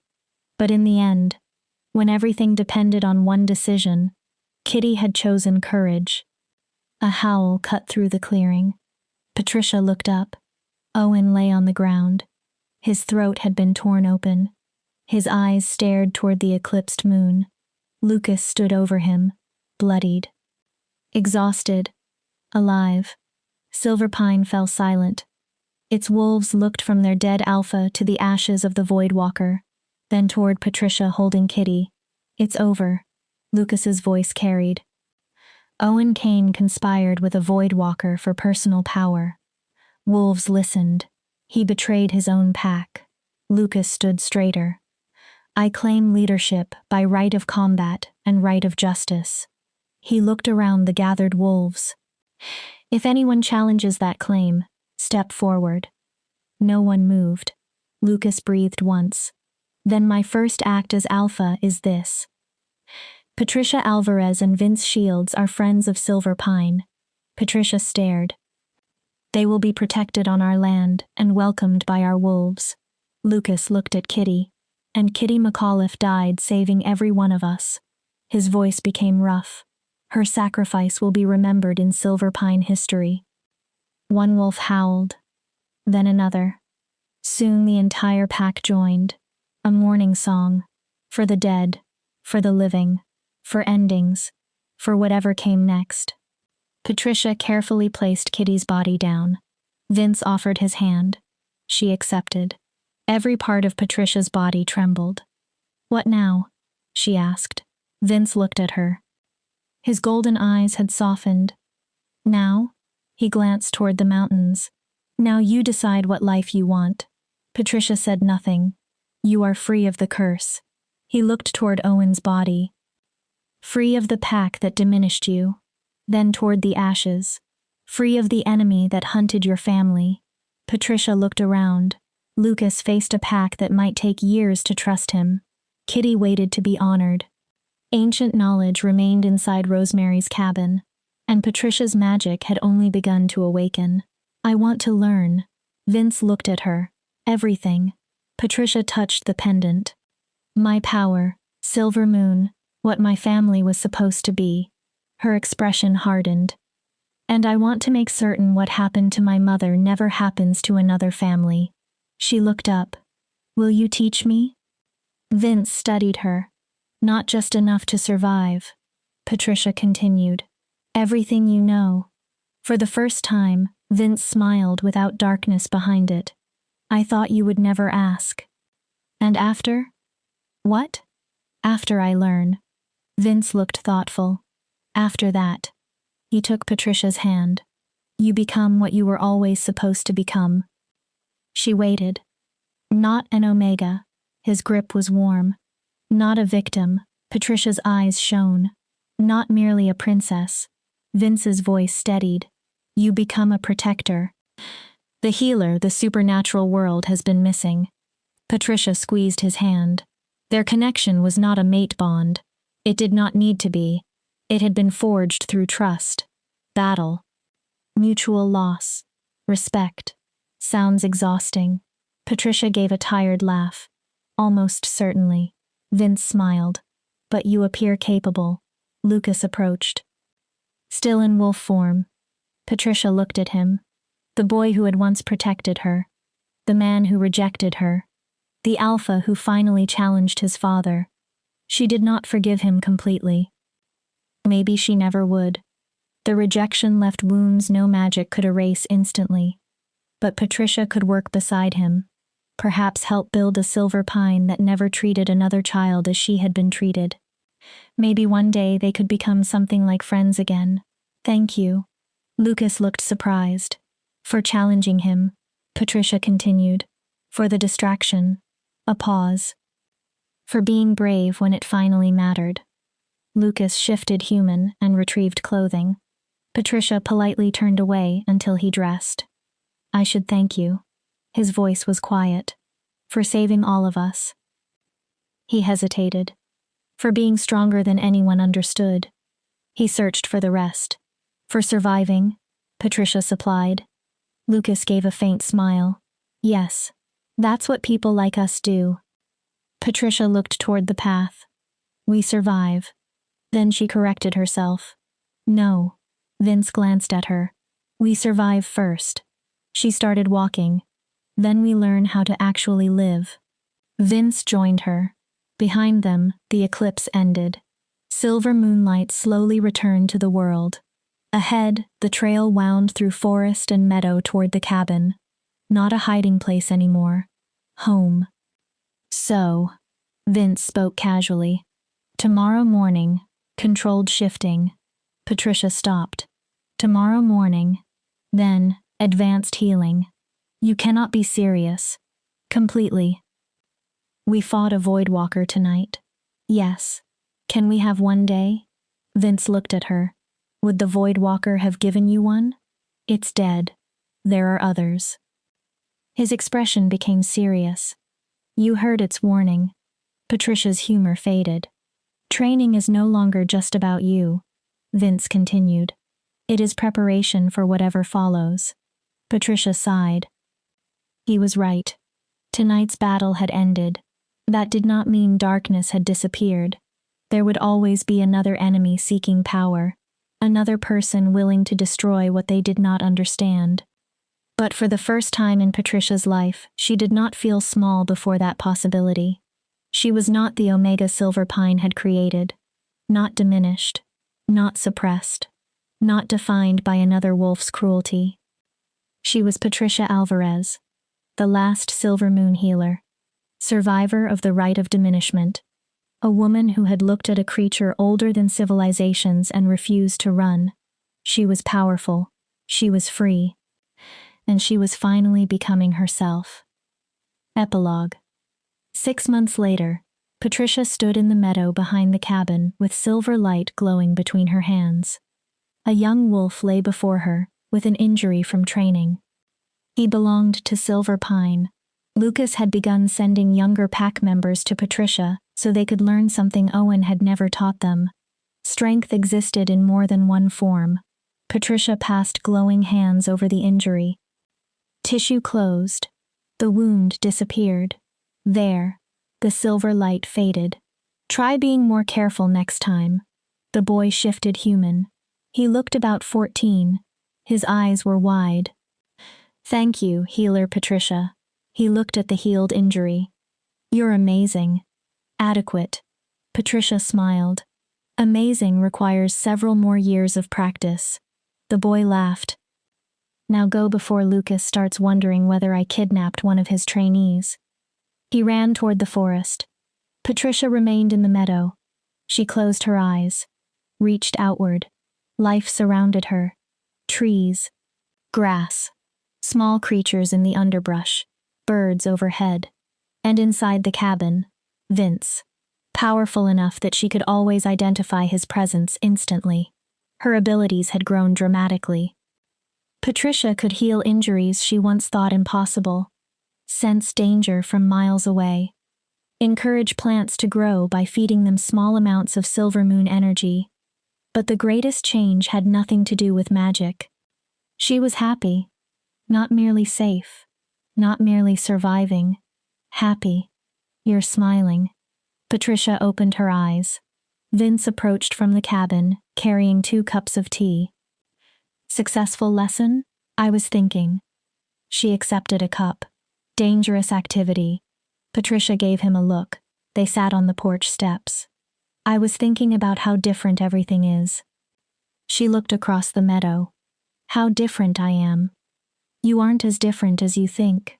Patricia turned. You were always strong. Vince spoke without teasing. Always brave. She looked down at her tea. Always kind. His golden eyes held hers. And worth more than 1,000 cowardly alphas. Patricia smiled. You are simply willing to believe it now. She leaned against his shoulder. Comfortable. Safe. The mate bond she once believed would define her entire life was gone. In its place stood something Patricia valued differently. Partnership. Trust. Respect. Choice. I received a letter from Nightshade today. Vince lifted one eyebrow. They want to send several young healers here. For training? Yes. Patricia turned the cup between her hands. They want to study old silver moon techniques. What did you say? That I'd consider it. Why only consider? Teaching people is a responsibility. Vince looked at her. You will be good at it. How do you know? Because you understand what it means to be underestimated. His voice became quieter. And Rosemary had an extraordinary gift for teaching. Patricia smiled. Listen to you. What? Wise, supportive. She leaned away to look at him. What happened to the terrifying Lycan King who threatened to remove me from his territory? Vince looked toward the setting sun. He met someone who reminded him why protecting others still matters. Patricia's smile faded into something softer. Someone who reminded him that hiding for 300 years does not make the world less painful. His gaze shifted toward her. It only makes the pain lonelier. Patricia understood. Beneath the power and reputation stood a man who had lost nearly everything. A man who had blamed himself for centuries. A man learning, one day at a time, that connection was still worth risking. Thank you. Vince frowned slightly. For what? Everything. Patricia looked toward the cabin. For training me. Then toward the mountains.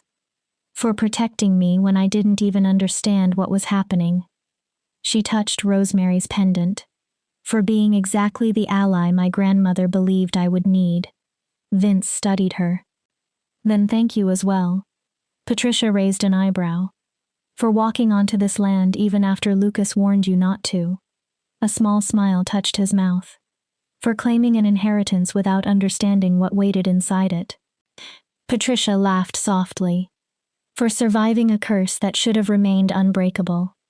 Vince looked toward the horizon. And for reminding me that there are still things worth fighting for. They sat in silence. Sunset covered the mountains in gold and purple.